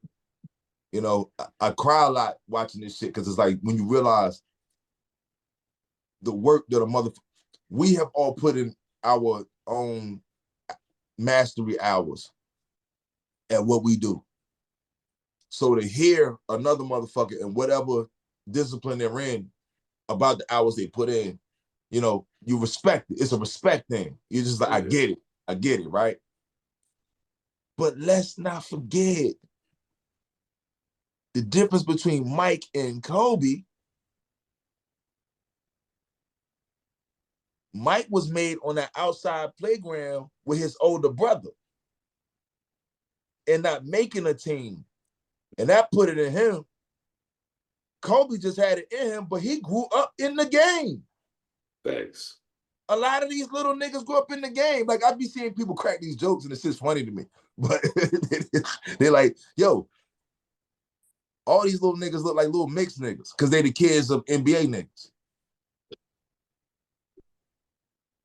It's a lot of nepotism happening in the NBA. We don't realize it. Oh yeah. Now, of course, like the difference for what we talk about is like, yeah, LeBron got him on his team. Okay. But shit, it's plenty of other little brownies that's in the league. You know what I'm saying? I mean, what is, got drafted or whatever fuck. You know what I'm saying? Like most other niggas ain't played long enough to be at like a lot of them waited. And that's the one thing that's different also in LeBron's situation. He been with the same woman like this whole time. So like they started early. You know what I mean? So that's why he's at the point. Granted, by normal NBA standards, he's old. You know what I'm saying? But with all now, I'm gonna keep it all the way funky with you. And this ain't no slight to LeBron at all, not even a little bit. Because I think everybody does. You know what I'm saying? I think they pick and choose who to fuck with about it. I think everybody does a little something to keep the edge. You know what I'm saying? And I'm not saying you on no steroids and shit like that. Like, don't get it twisted. But I'm just saying, it's okay. But I feel like when you take that into consideration, most of the niggas like Tim Hardaway Jr. is in the NBA. Bill Walton's son, Luke Walton, was in the NBA. You got it's other niggas Kenyon Martin's son in the NBA right now. Like it's a few niggas with kids in the NBA right now. And the thing is, if you watch them, you'll see like Larry Nance Jr. when he came in, because of who his dad was, it was all eyes on him. You know what I'm saying? Let's see who you are. And it took him a minute to be able to shake out of that and get people to just forget about him for a second, for him to be able to really find his way. So I mean, when your parent, especially when your father was him, you know what I'm saying? Like, ugh, man, okay, Right. okay. It's rough. It's gonna be rough on them boys, man, because you ain't the only one. Steph Curry, the only one that's better than his dad that's playing. You know what I'm saying? Better career. Yeah. Uh-huh. You're the only one. Everybody else fairly pretty much pales in comparison to their father's career. You know what I'm saying? So yeah, that's just crazy, man. But I mean, yeah, I don't throw no shade on him for doing it. I just think about the other side, and maybe that's just me. What they always say, stop thinking out your own pockets. You know what I'm saying? And I'm like, yeah, I feel that. Yeah, that's some real ass shit. But yeah, I always consider the other perspective, because I figured shit, Bronny was gonna be a Laker regardless. Just like JJ Redick is the fucking coach. Yeah, man, I don't even know what to say about that. Why? I really don't. Why? I mean, yeah. Yo, I gotta go. Just before you guys start skating to the next topic, I gotta dip out. All right, man. Yo, be easy, brother. I'm gonna watch that debate. We're gonna talk about it. Yes. Please watch that. Please. You gotta do it. Absolutely. Absolutely. All right, y'all. All right, brother. All right, I'll let you later, bro. Yep. Peace. Oh man. So I know you're gonna be like, I don't give a fuck about that shit, but I'm gonna ask anyway. So apparently the Fugees are working on a new album. Apparently. Nah, you're right. I don't fuck.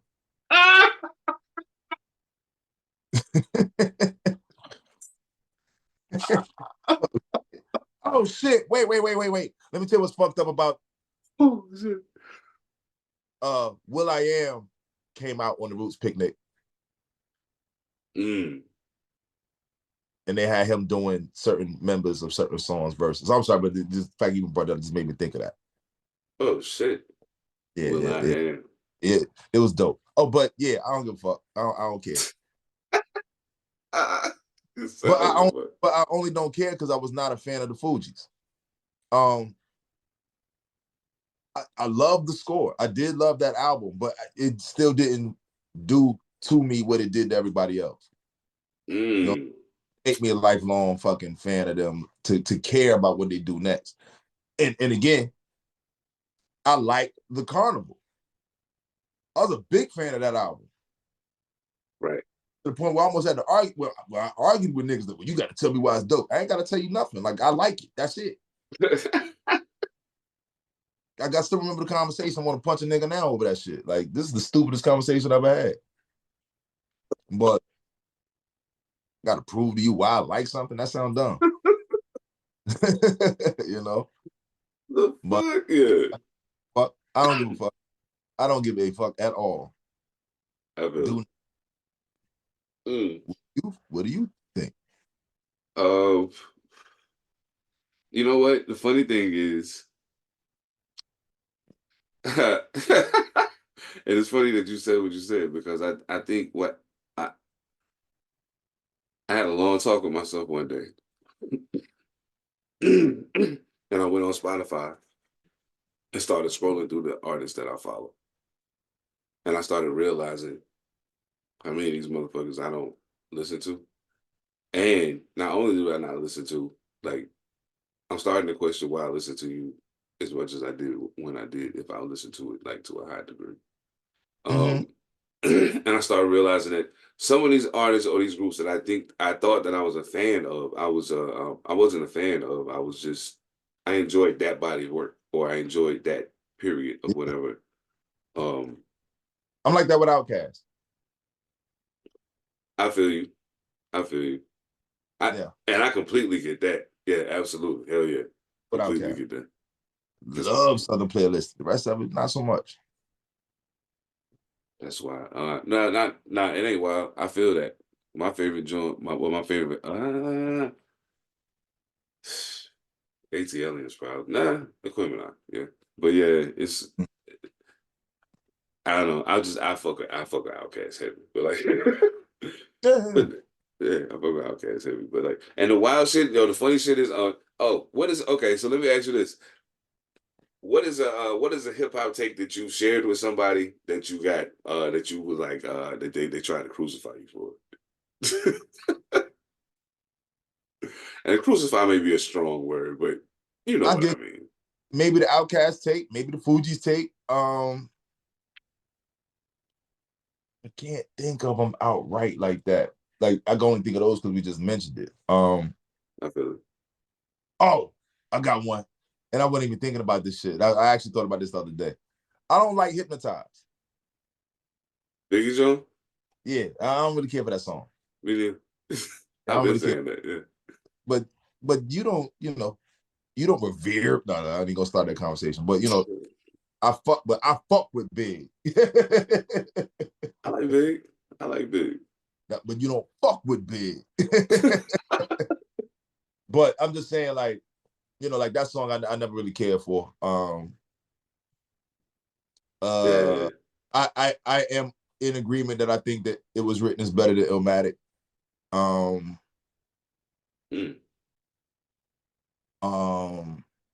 What else is out there that I could think of? I do think that Eminem is one of the best rappers just at rapping. Yeah. At rapping.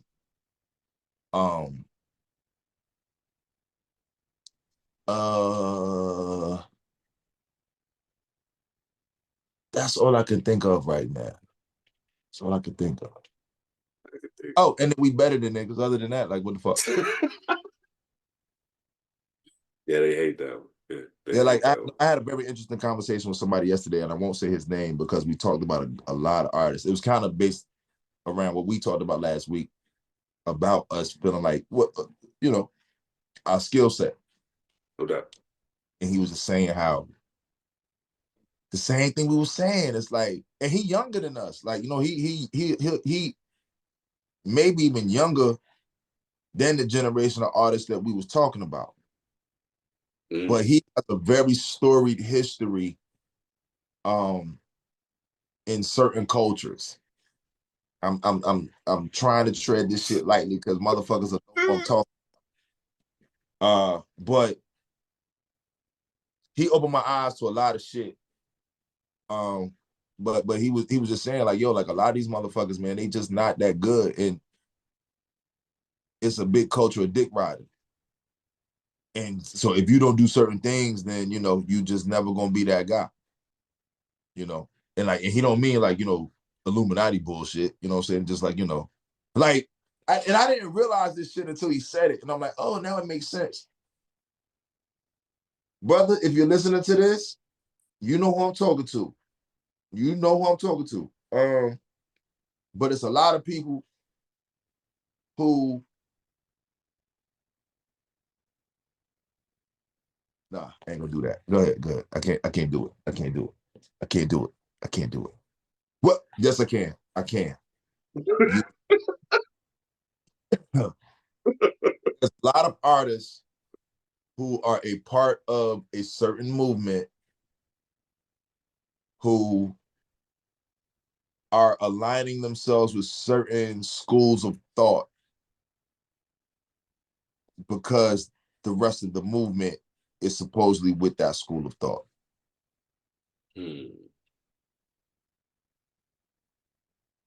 Okay. And a couple of these artists who I'm even thinking of that he was talking about, they've actually come to me for certain pieces of information. I could, I'm not qualified. I just grew up around people and, knowing certain things. So you might think that very closely aligned. Like I got to this day, you know what I'm saying? Like I could step into certain conversations and hold my own, you know what I mean? No doubt. But a lot of them are doing it, I think, just for the look that they'll get out of hip hop instead of actually wanting to be a part of the movement. Okay. I'm doing something right now that I hate for people to do, and I'm admitting it, but I gotta do it because again, like the fucking thing about this is you gotta play politics. You gotta play politics, and I'd rather play politics than play nigga with people. I feel that. I feel it. Yeah. I start playing nigga with people, then it's other shit. So nah. Yeah. I be thinking, man, sometimes I wonder if it's, let me backtrack that. Nah, I'll say that. Sometimes I do wonder. Sometimes I wonder if it's all really as complicated as my brain makes it sometimes. You know what I'm saying? Like, and I'm talking about like the totality of everything. Like even when sometimes I feel like maybe, just maybe, I'm thinking about this. I'm thinking way too far down the street on this. When it really stopped at this corner right here. And I should have took a turn, but I just kept going. I was like, you know what I'm saying? And I be wondering sometimes, is it really as complicated as my brain makes it? Or am I overthinking shit? But the plus side to that is I'm learning how to be patient with myself with decision making because I know that's what my brain is doing. So I'm like, okay, I don't gotta rush. It's all right. So that's kind of what happened. Full disclosure, that's kind of what happened when I was writing the verse for Your Journal. I had started writing something and it went all the way and I was like, wait, what the fuck am I doing? I have no idea what's happening anymore. This doesn't even make sense. It's not connecting. Let me wind this back. Okay. So I took like probably 28 bars off the motherfucker and then started over from the first couple and had to start over. But it's a beautiful thing learning shit about yourself as you get older and then being able to apply that to how all of this shit working. Because you already know this motherfucker's playing different. You know what I mean? So when you encounter that. And the question is, do you want to play too? Exactly. Yeah. I'm tired. I'm tired. I'm tired. Yeah, it's too much bullshit. It's way too much bullshit. Like way too much bullshit. Bro, I'm gonna tell you something. There's been times that because I knew that certain radio shows or DJs or whatever was playing my people's shit, I tune in for the show and I'm listening to the show, and I'm like, okay, I mean, shit's solid. You know, they got a nice playlist here. They did their thing. Okay, cool. So I'm like, I should send them some shit. And I started sending them shit. And I started telling my people, hey, send them some shit. You know what I mean? And they started sending them shit. Now, I know music is a subjective thing, but I'm like, dog, even if you don't like me, which is totally fine, I honestly feel like you should be playing some of these people, at least one of them, like at least one. You know what I'm saying? But then there's a whole, just the thing that underground motherfuckers want to be. And I think you touched on it before. And there's a buddy system, good old boy network in the underground too. Don't get it fucked up. Like a mother. Now, and mind you, in this, I can go ahead and say this because it is what it is. Southern Vanguard, don't fuck with me. I don't know what happened with, I don't know. And I don't mean like it stopped. No, they've never played nothing of mine. They played my friend shit. I submitted, never played it. So even trying to have a conversation with it again, like this is where I get me on it. you know, you can't tell me you need 24 hours to respond to a yes or no question.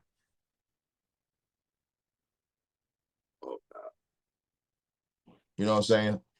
So like, yeah, but they play songs I've been featured on. That just makes it even For strange. my solo shit, you know, they don't do it. Now I'm not saying that you're supposed to play it again. Like curate your show how you wish. But all these other shows play my shit.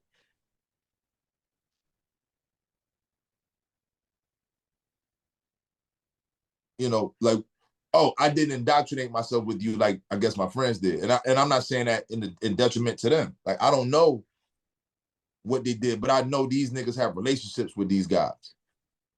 Right. You know what I'm saying? So it goes back to that network shit. Yeah, I mean, you know, but yeah, they don't play nothing. To the point where like, you know, I ended up DMing them like, yo, what's up, man? Like, I be sending y'all shit that I know that's getting played. Y'all don't play it. Like, I just send you something. What you think about it? Like tell me what's up. You know what I mean? Like, I'm a motherfucker. Like, okay, so if you're not playing, tell me what you don't like. yeah.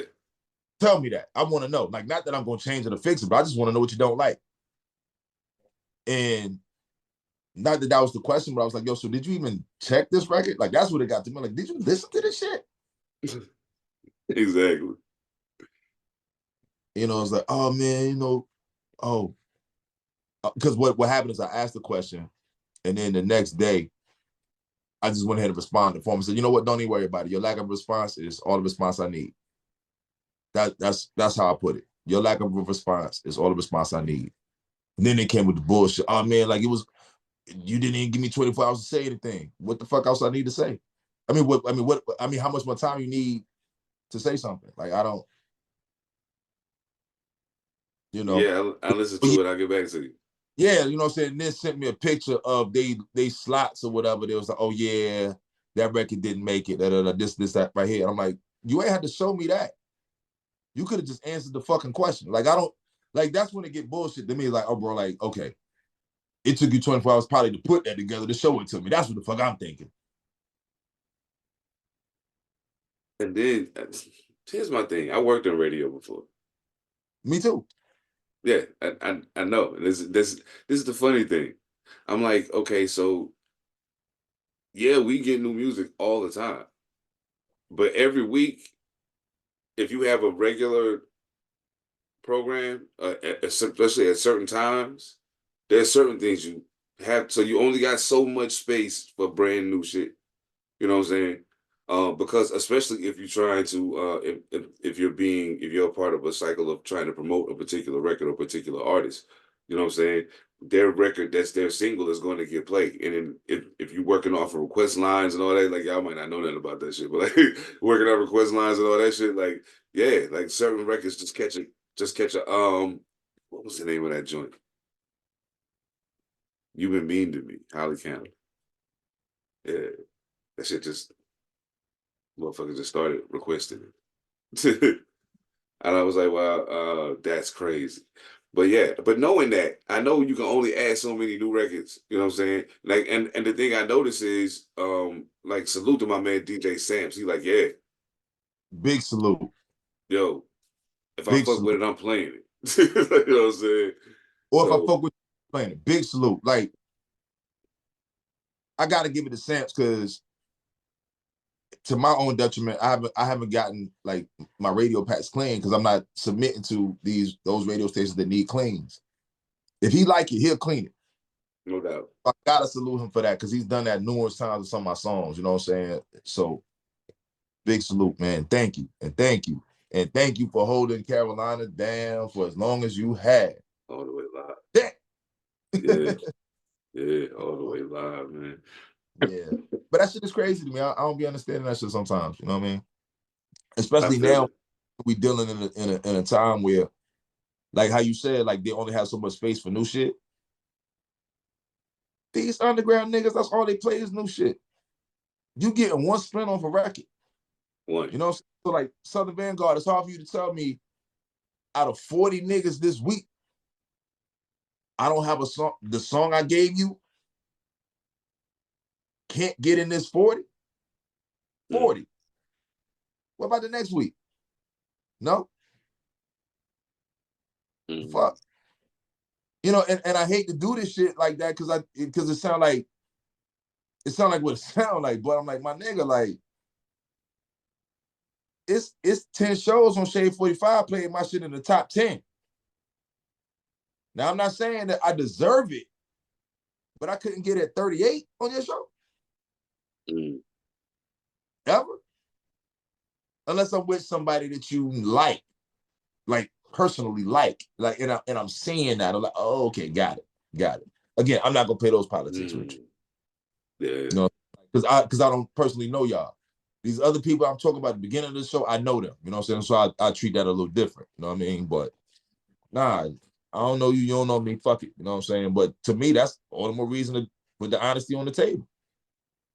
True that. I mean, shit. That's. I'm not gonna fly to Atlanta with a hammer for you niggas.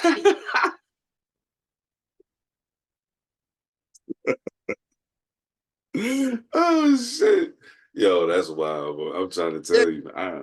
Tell me what's up. You know what I mean? That's it. I think there's a lesson in all of that. And I think the best thing that I think I've done recently is kind of embrace the whole, okay, I see now I'm gonna have to show some of y'all some shit. Because y'all get ready to fuck this up. You got the drive. You got your little TuneCore, or your distro kid, or your whatever you doing. You get your music out there. You're doing that, and you do a show or two here and here, around the city, but you ain't really branching out. And I see you, and I can tell that you're hungry, and I can hear your talent. But I also know you have no idea what you're doing. You know what I'm saying? And I don't got all the answers, obviously, because I mean, duh. But go ahead. You know what I'm saying? I can at least give you some jewels to help you progress it beyond where you're at right now. You know what I'm saying? And start seeing where maybe where it can go. Right. So yeah, and I'm starting to embrace that more now because of all of those things that we've experienced. You know what I'm saying? Dealing with, yeah, this game's a motherfucker, man. Like I'm always love music, always love music, but the music business. That's something that the homie touched on yesterday when we was having the conversation, man. Like, they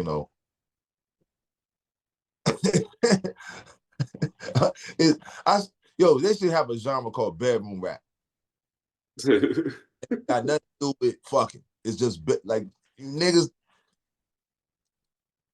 Man, touch a stage somewhere, man. Touch a stage.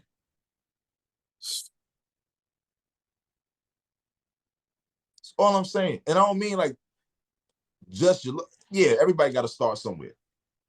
Get comfortable. But get comfortable on any stage. Oh, yeah. Any stage. You know what I'm saying? Like people don't understand why it's a routine.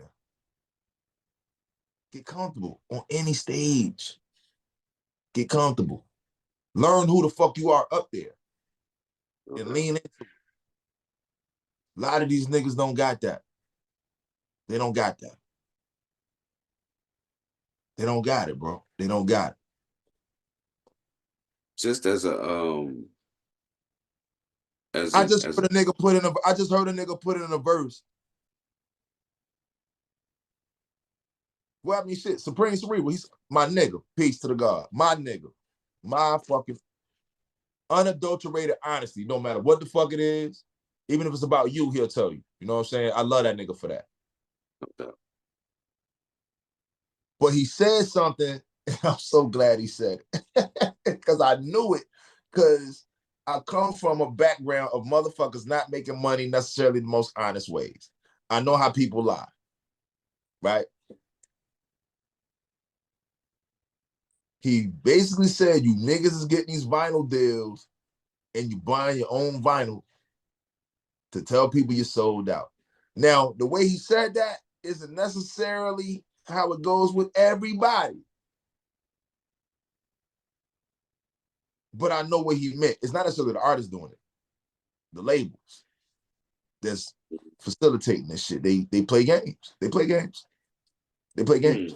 And you realize they play games because some of these labels stopped operating. There are fewer releases. You know what I'm saying? Like, all I know is there's a lot of artists who have these situations. And again, hats off to you because you have them. You know what I'm saying? Like, you got situations a lot of artists would like to have. Put his ass on speed. Oh, shit. Put his ass on speed, meaning put him on stage and see what you get then.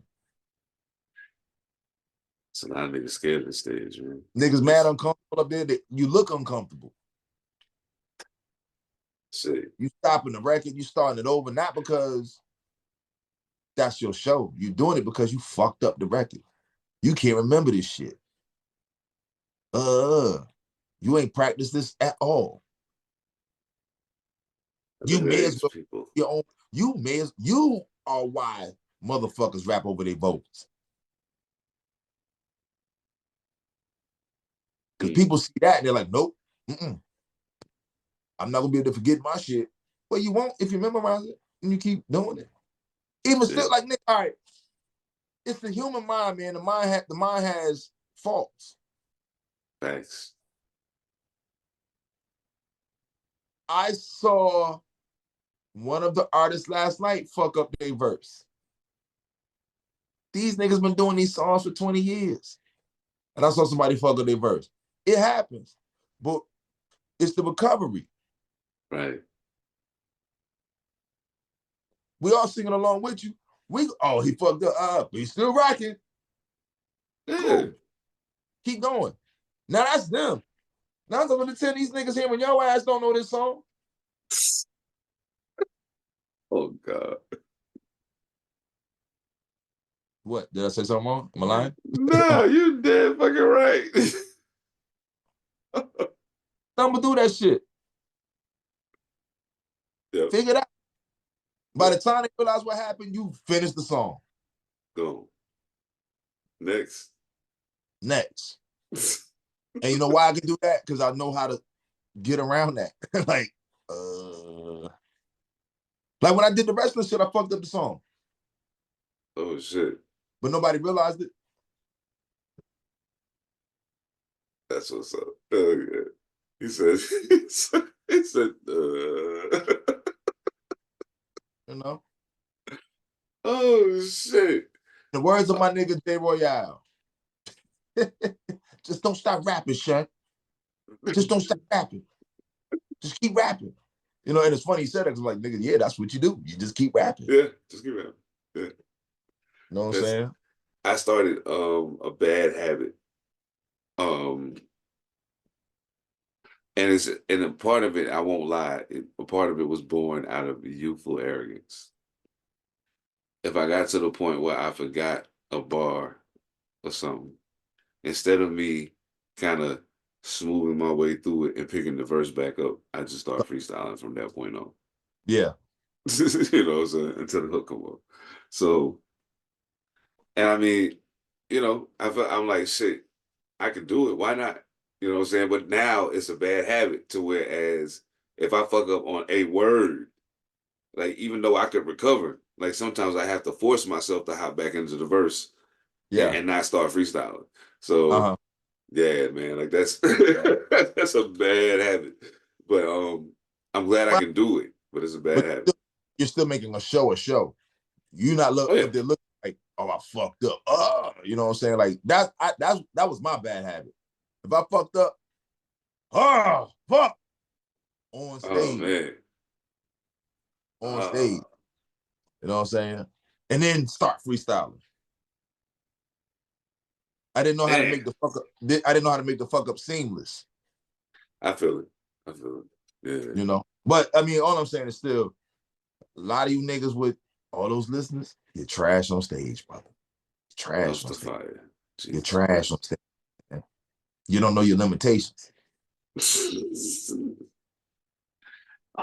Man, speaking of limitations, well, I won't say limitations so much as I guess this has to do more with I think you're one of the people that it's a few people that I talk to that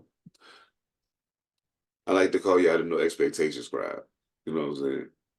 And I love that because I was like it's the section of the world where it's like, hey, this could be this, could be that. I don't know. Guess we'll see. You know what I'm saying? Not going into it blindly, you know what I'm saying, but just saying, even with any pre-analysis, you still never know what anything is going to be until it becomes it. Um, Therefore, yeah, I love that. So with that in mind, the question that I was wanting to ask was, what was like I said the biggest, but I think I'm gonna say the illest lesson that you learned, but it came from the most unexpected place. That's a pretty broad question, man. Uh Yeah. yeah, that's a good one, man.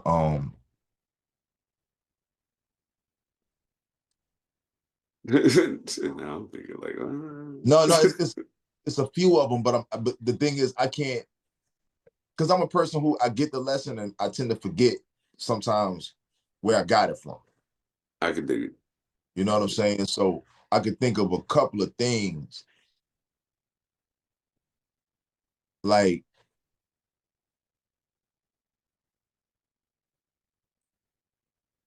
you're not as important to people as you think you are.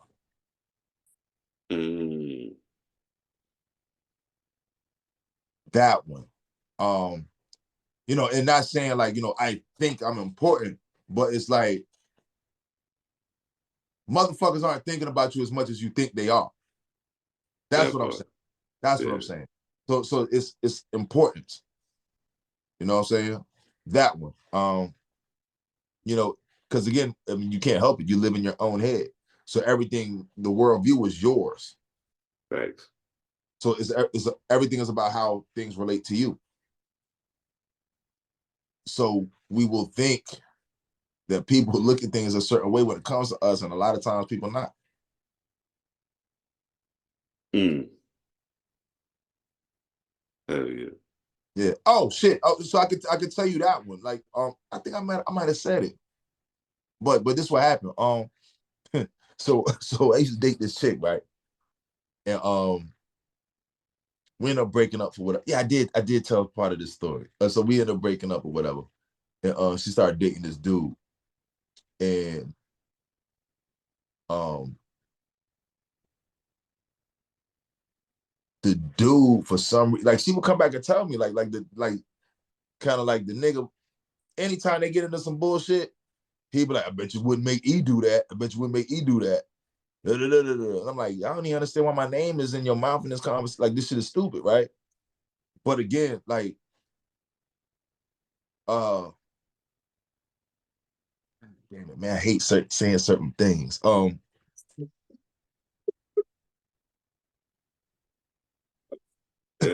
I feel it. um, I was moving in a way at one point where, you know, people knew who I was and I didn't know who they were for certain things Mm. I was doing. I can dig it. So when I knew this nigga, like not we wasn't friends or nothing like that, but I knew this nigga through some people. We had mutual friends. Matter of fact, me and his brother was cool.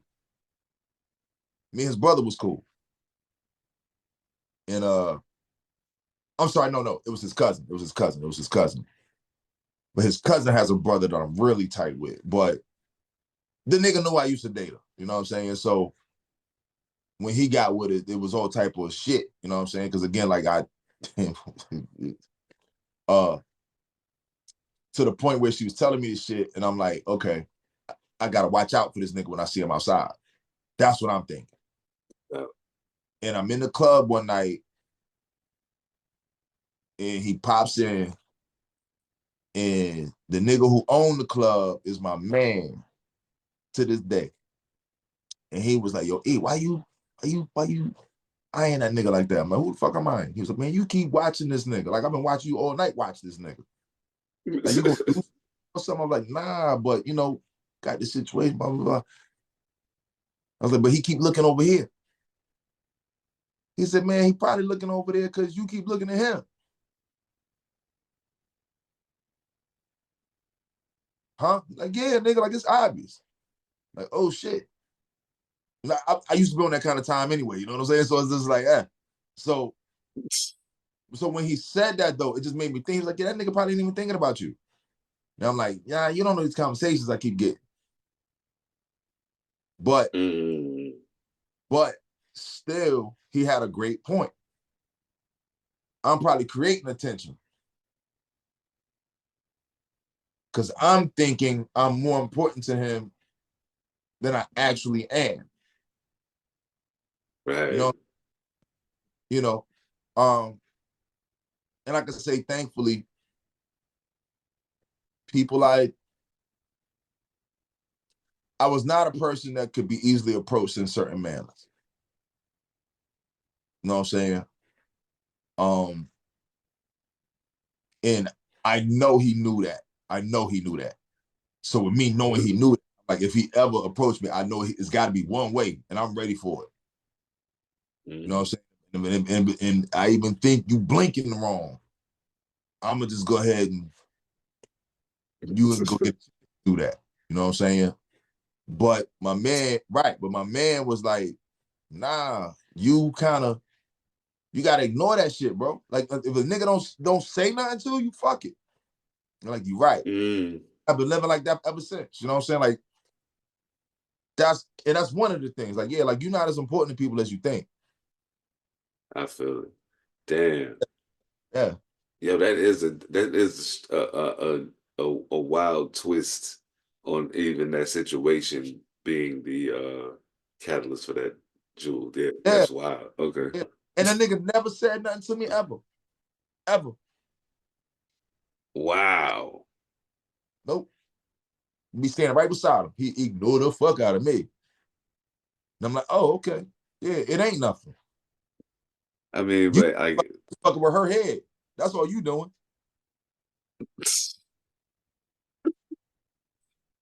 I was about to say the wild shit is because she's telling you that he only doing that to her to fuck with her because he know about y'all. So he doing that to fuck with her, but he ain't really on it, even on it like that. So he can walk in the same room with you and not even be tripping. But because the only side of it you getting is hers, and all she got is, hey, Tom, blah, blah, blah. I bet you wouldn't make he do that. Da, da, da, da, da, da. So then you like, oh, this nigga on it like that. Yeah, man, yeah, bro. I feel you. Like I can completely understand why you was on it like, hold up. All right. Yeah. Keep my eyes on this nigga because obviously he got a problem with me. Yeah. Okay. Yeah. No doubt. No doubt. You know what I mean? See? Yeah, like it's like the fuck. Like I don't even, you know. See, I be thinking. Sometimes I wonder to myself, why is it? I want to know what yours is too, though. Oh yeah, you know what? I could do that.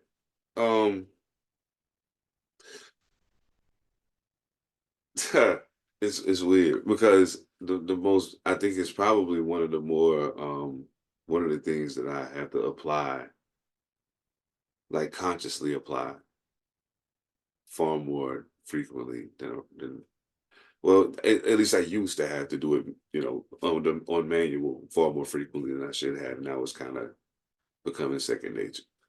Um, my grandmother had just died, and that was my ex. You know what I'm saying? So I'm kind of fucked up. You know what I mean? So I'm trying to kind of skate through it, but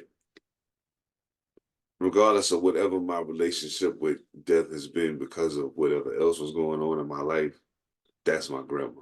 You know what I'm saying? Like I get all of that, but this is different for whatever reason. You know what I'm saying? At least it's gonna be until I get past this, and then you know It is what it is. But Mhm. in the midst of that going on, I had to do some traveling.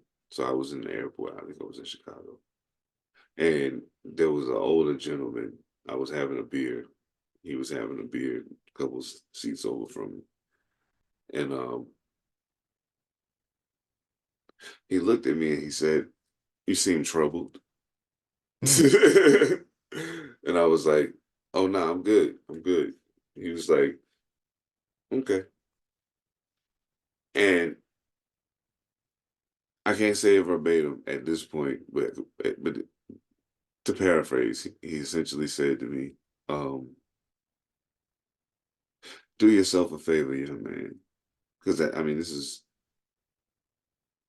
a while back. Um, says, "Do yourself a favor, young man." And I'm like, "What's that?" And he's like, be careful what you assign value to. Mm. Be careful what you assign value to uh, that is beyond your control. Mm. Because if you can't control it, then there's always the risk of losing the value. And I was like, Mm. wow. Yeah, absolutely. And he said that, took a couple more sips off his beer, pat me on the shoulder, and walked the fuck off. And I was like, Wow. he didn't even drink the beer. Like, this is wild. But yeah, That it paid me a great dividend. that makes me believe in angels. Now That when I makes think about it, yeah. like that. Like I've had little lessons just come from random people like that. That makes me believe in angels. Even going back to the witch story I told months ago, like when she's like Mm, they're around you. That makes me believe it. You know what I'm saying? man, that But I have another lesson too. I have another lesson too. okay. And I think this is a great one. So I caught this gun charge back in the day, right? you know. And, I go to the lawyer about it. And the lawyer says, "So why did you have it?" Like, shit, I'm outside, nigga. Like, out here. He said, you wouldn't need it if you wasn't going places you would need it. Mm, That's for all you street niggas. now,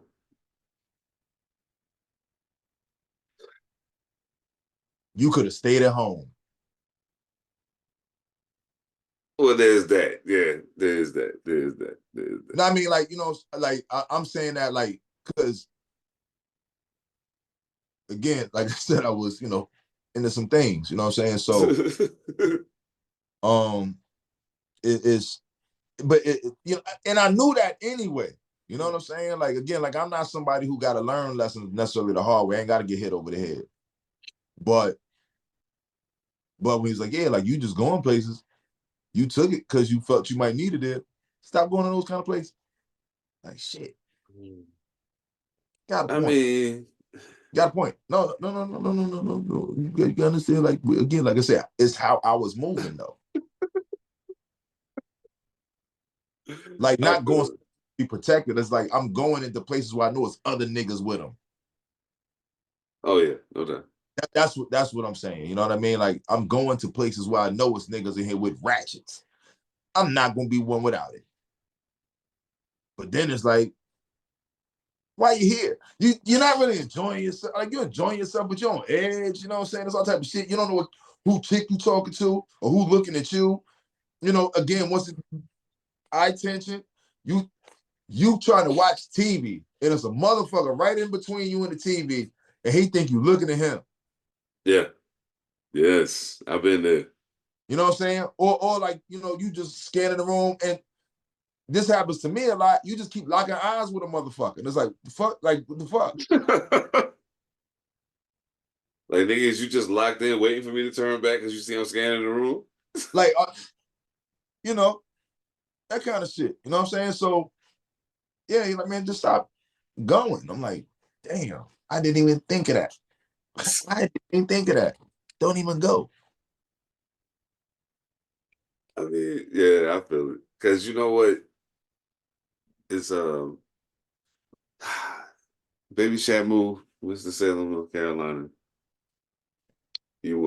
I had a lot of really good times there. Got real drunk there. Got real high in the parking lot outside. Um, a lot of dope shows that I was participating in and that I was a viewer of. But I'm gonna tell you something good. When you think back at some of the places you've been in and how they was on some one way in, one way out ass shit, you know what I mean? And then you realize like like yo, I literally was putting my life in jeopardy every Thursday night to go to this spot. Because it's Yeah, college night. You know what I'm saying? Like this, bro. Nah. When I yeah. started putting it in context, I was like, Nah, let's put it into this context. Because it sounds like this what you're doing, you're just not saying it. You in a spot and it's a shootout in there, and you go back the next week. yeah, no doubt. That kind of shit. That kind of shit. That's just real though. But the wild shit is the only reason why I think what ended up happening was a lot of the other spots in Winston wasn't letting the college kids in. You know what I'm saying? You had to be 21 and up. So if you was a freshman, sophomore, whatever, you wasn't getting in there. Um, Smart. so we was going to so we go into we go into Sham because we can get in there. You know what I mean? It's a couple of little spots that we can hit and get into, but Baby Shamu the main joint. So like we go in there and you until it's time to think about the danger, you don't really think about the danger. So Yeah. you know what I'm saying? Like so you could be in there vibing, having a good time, doing your 1-2 and shit, and then all of a sudden you start hearing some niggas raising their voices over in the far corner, and you're like, oh shit. And that's when you start thinking, oh, that's the only way out this motherfucker. You know what I'm saying? Like let's start making our way that way right now. Yeah. And just so y'all know, tough niggas, it ain't no shame in getting the fuck out of Dodge, yo. Ain't no shame in that. Oh, Get the fuck out of Dodge, yo. oh, Some of the toughest shit you can ever do is walk the fuck away from a situation you don't have to be in. bro. Oh God. Yeah, tell That's you. your situation. Bro, tell you. Man, get my ass off here Yo, making this. what's that strip club in Oh, Winston? It was a little shotgun kind of bar type of shit. You walk in and the strippers is on the left, the bar is on the right. it's about Sugar Bears? Was it Sugar Bears? I can't remember the name. Like even if you say it, I can't say that shit. But You remember what not, it was? so they had a Sugar Bears in Winston. Yeah, Was on it MLK. small joint? Right. Yeah. That It was might right up be the it. street from the school. That might be it. Again, like I'm getting into a lot of shit. Like you know what I'm saying. Like so, I'm thinking I was it. I had a great time in that motherfucker one night. Bitches had all them scars and shit on their legs and shit. I fucked up in there. Got drunk as hell. Had a great time. Walked Oh outside of man. the shootout. I did not go back. Oh shit. Yo, Nope. Nope. Uh-uh. funny story about that place. I went What's there the with uh Kyle Santillian, his brother B. Um, what's her name? 50 is it 50 grand? He did damn, what was that joint? He produced the joint for Lloyd Banks. I can't remember. But anyway, we go to the spot. We in there, and the young lady that we interacting with she was like, yeah, da da da da. Now she don't know she fucking with, you know what I'm saying, Philly, Jersey, New York niggas. She don't know nothing about none of that. She just assuming we Winston niggas. So she like, we like, where? So yeah, where you from? She like, oh, I'm from Philly. So we all looked at each other. We was like, where? What part of Philly you from? She's like, oh, I'm from East Philly. And we said, word? Go ahead. I ain't even gonna get in that conversation. Go ahead. I already know the joke. See, it's a joke behind that. What? Go ahead. I'm sorry. I don't even know they was making that joke back then, but I go ahead. Oh my God, we're not. Shouts to Kyle, radio killer. Big shout No to Kyle. doubt. Oh man, Kyle Santilli, But man. so what happened Yo. to East Philly? Then what happened? Oh man, they started Jones on her so bad, yo. They was like, yo, you do realize ain't no East Philly, right? What are you talking about right now? What are you talking about right now? She was like, and so B was like, yo, I'm from Philly. And I'm from da-da. He started running it down. Da-da-da-da. She's standing there with the most shocked and appalled face on her I ever seen in the strip club. I'm like, damn, she ain't gonna make no more money tonight. She is distraught at this point. You would destroy her. Good job. Good So job. where she ended up saying where she was from? She did. We ain't asked no more. Oh no, I'm thinking about all the you know what I'm saying. I'm thinking well, I'm really from such and such. Oh no. No, like the same, same thing. Like when motherfuckers be like, "Yeah, I'm from," you hear this shit all the time. Yeah, I'm from Chicago, and it's like, what part? And then you realize there's a whole other section. You know what I'm saying? But it's easier to tell people Chicago than to say the section because now you got to explain it. Like all the motherfuckers that say Atlanta, but it was easier because if I say like it's conversation. You know what I'm saying? Like because like even out here, like the shit be funny. The shit be funny to me when motherfuckers be like, "Yeah, I'm from LA. Where you from?" I'm from the Valley, but that's not LA. Guess what? It is. You just been on some LA shit. Cause like even I was at homecoming last year, and my homie Petey had a homie that was from out here. You know what I'm saying? He was like, "Oh yeah, my nigga live in LA." He's like, "Where you live at?" I was like, "I live in the valleys." "Oh, that ain't LA." I said, "See, you doing that LA shit. Stop it." Man, you know what I'm saying? Like, yeah, you know what I'm saying too, nigga. Like, stop it. Like, I ain't claiming the number blocks. I ain't claiming nothing. This is where the fuck I live at. But for me to tell Petey I live in the valley, what's the point of the explanation? He don't know none of this shit. Oh. Bamboozle that nigga. And I don't care to convince you or nothing. So, but at the end of the day, motherfucker, this shit is LA. See, niggas here don't be realizing what townships mean. Oh yeah. Oh yeah. You Google this shit, it's gonna tell you it's a township in LA. Come on, man, stop this shit. Yeah. Stop it. Stop doing that shit. Stop that shit, man. You know, that's wild. You know what? It just need to be separate. Need to be. I really wish, I'm gonna say this and I'm gonna get the fuck out of here. I really wish that I wish people didn't take the concept of competition in hip hop the wrong way. I say that for this reason. I say that for this reason. It's absolutely possible for us to be competing with one another on the same song. It's absolutely possible for us to be competing on a song on competing records without actually saying anything about each other. It's also possible to compete directly in conflict with each other. It's ways to do all of those things and it remain a competitive thing within the art form. It's ways for all of that to take place.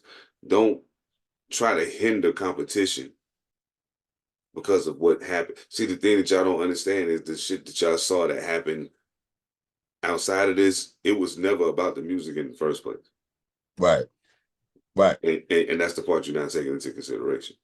With a lot of this rap shit, it's rap shit. I think I rap better. I probably fucked your chick, and I'm gonna say it on the song. You know what I'm saying? Oh, you did? Well, watch this. You know what I'm saying? stop trying to take the competition out of hip hop, because taking the competition out of hip hop is a part of the problem. And I think part of what that's bred is not knowing where niggas from anymore. It was a time when I could hear your record and know where you was from, even if even if you didn't, even if it ain't G Funk. Something about your sound says West Coast to me. Are you from Cali or influenced by Cali? You know what I'm saying? Even if you ain't from California, if it sounds like that, I'm gonna say you was influenced by Cali. At this juncture, within the last 10 to 12 years, I can't tell you per se, unless it's the more traditional sound from the region, probably from some older artists. I can't tell you where some of these niggas from because it all sound the same. You know what I'm saying? Like it not all sound the same, but you know what I mean. It's a very I cookie do. cutter formulaic way they're doing things. Yeah, no, I do. I don't think that's what crushed the competition though. I don't think that's what did it. I think what did it is our access to each other Mm. and being able to bond with niggas, which is still a good thing. You know what I'm saying? Like, you know, but I don't think the sounds meshing. Now, what I'm saying is a byproduct of that. Okay. Well, you know, I mean, that's a byproduct of what I'm saying. Like, you know, people being able to reach out and connect the motherfuckers. You see shit all the time. Again, like, I could take you to motherfucking. I was just in Australia, riding with niggas they playing drill, auto-tune shit.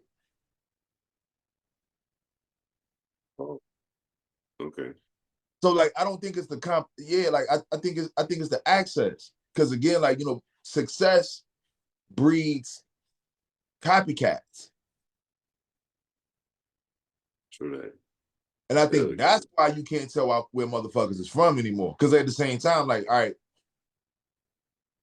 how you gonna tell where motherfucker from if the whole voice sound like a robot?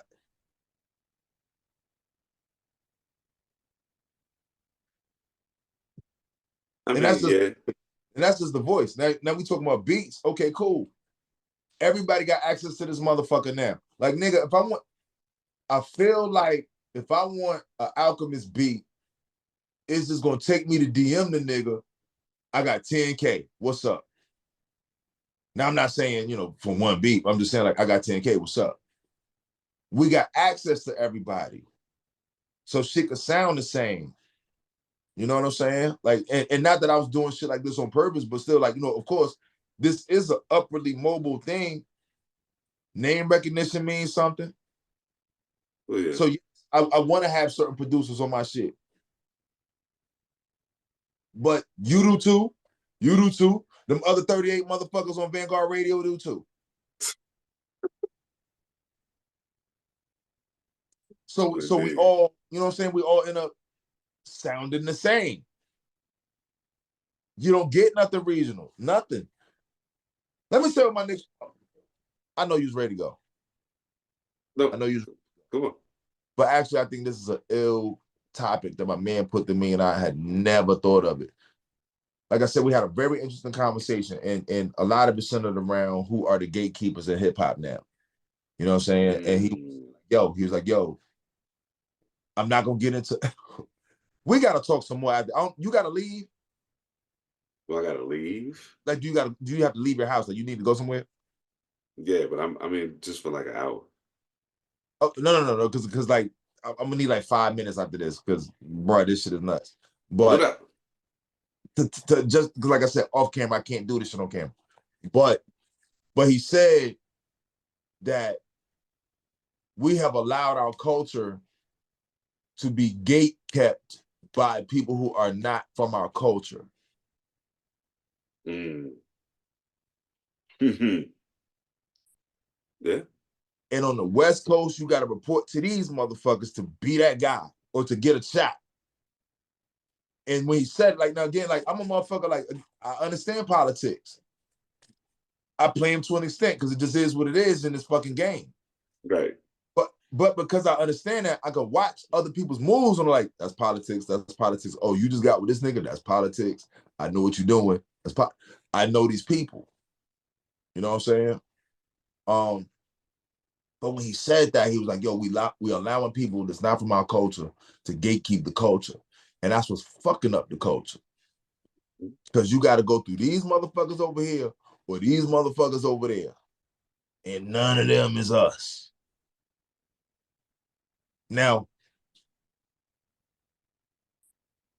the one thing about hip hop culture that I feel where he might be wrong at or maybe a little misled is it doesn't mean that it's black culture.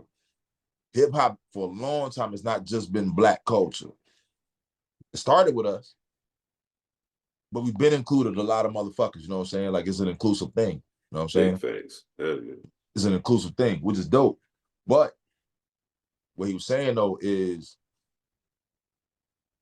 these gatekeepers we're talking about, really only one or two of them has really died from the claw.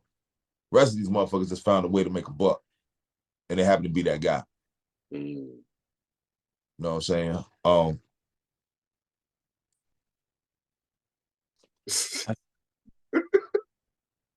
I gotta stop right there.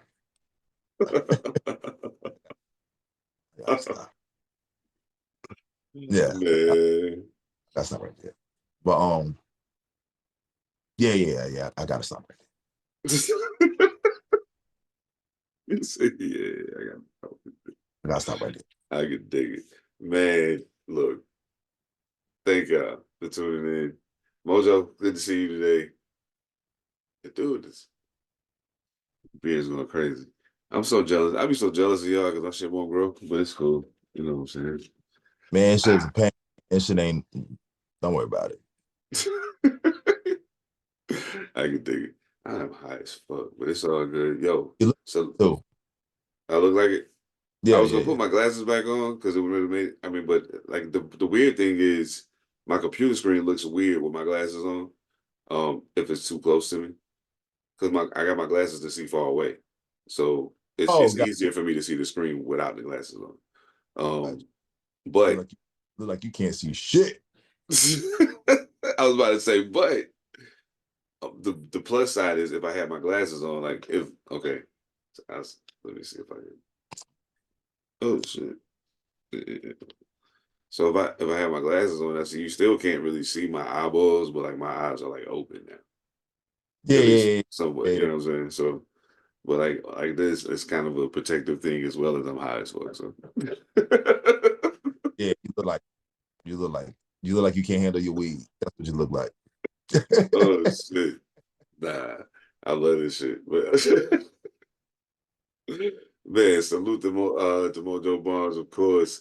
Salute the Pretty Kings, Echo Limitless, everybody, man. Apple Podcast, blah blah blah blah blah blah blah blah. Wherever you listening, wherever you watching, shout out to the whole squad out there on Rumble. Hey, y'all know what? I need y'all to do me a favor. Do me a favor. The numbers on Rumble be reflecting that you watching. Leave a comment. Let us know what you think. We'll talk back. Have some friendly banter back and forth. But yeah, make sure you share, subscribe, rate that podcast on Apple Podcasts. Give us one of them five-star joints that make it real easy for people to find us. On behalf of ethemadassassin, I am Seven Da Pantha. We'll catch y'all next time. Peace. Don't hang up.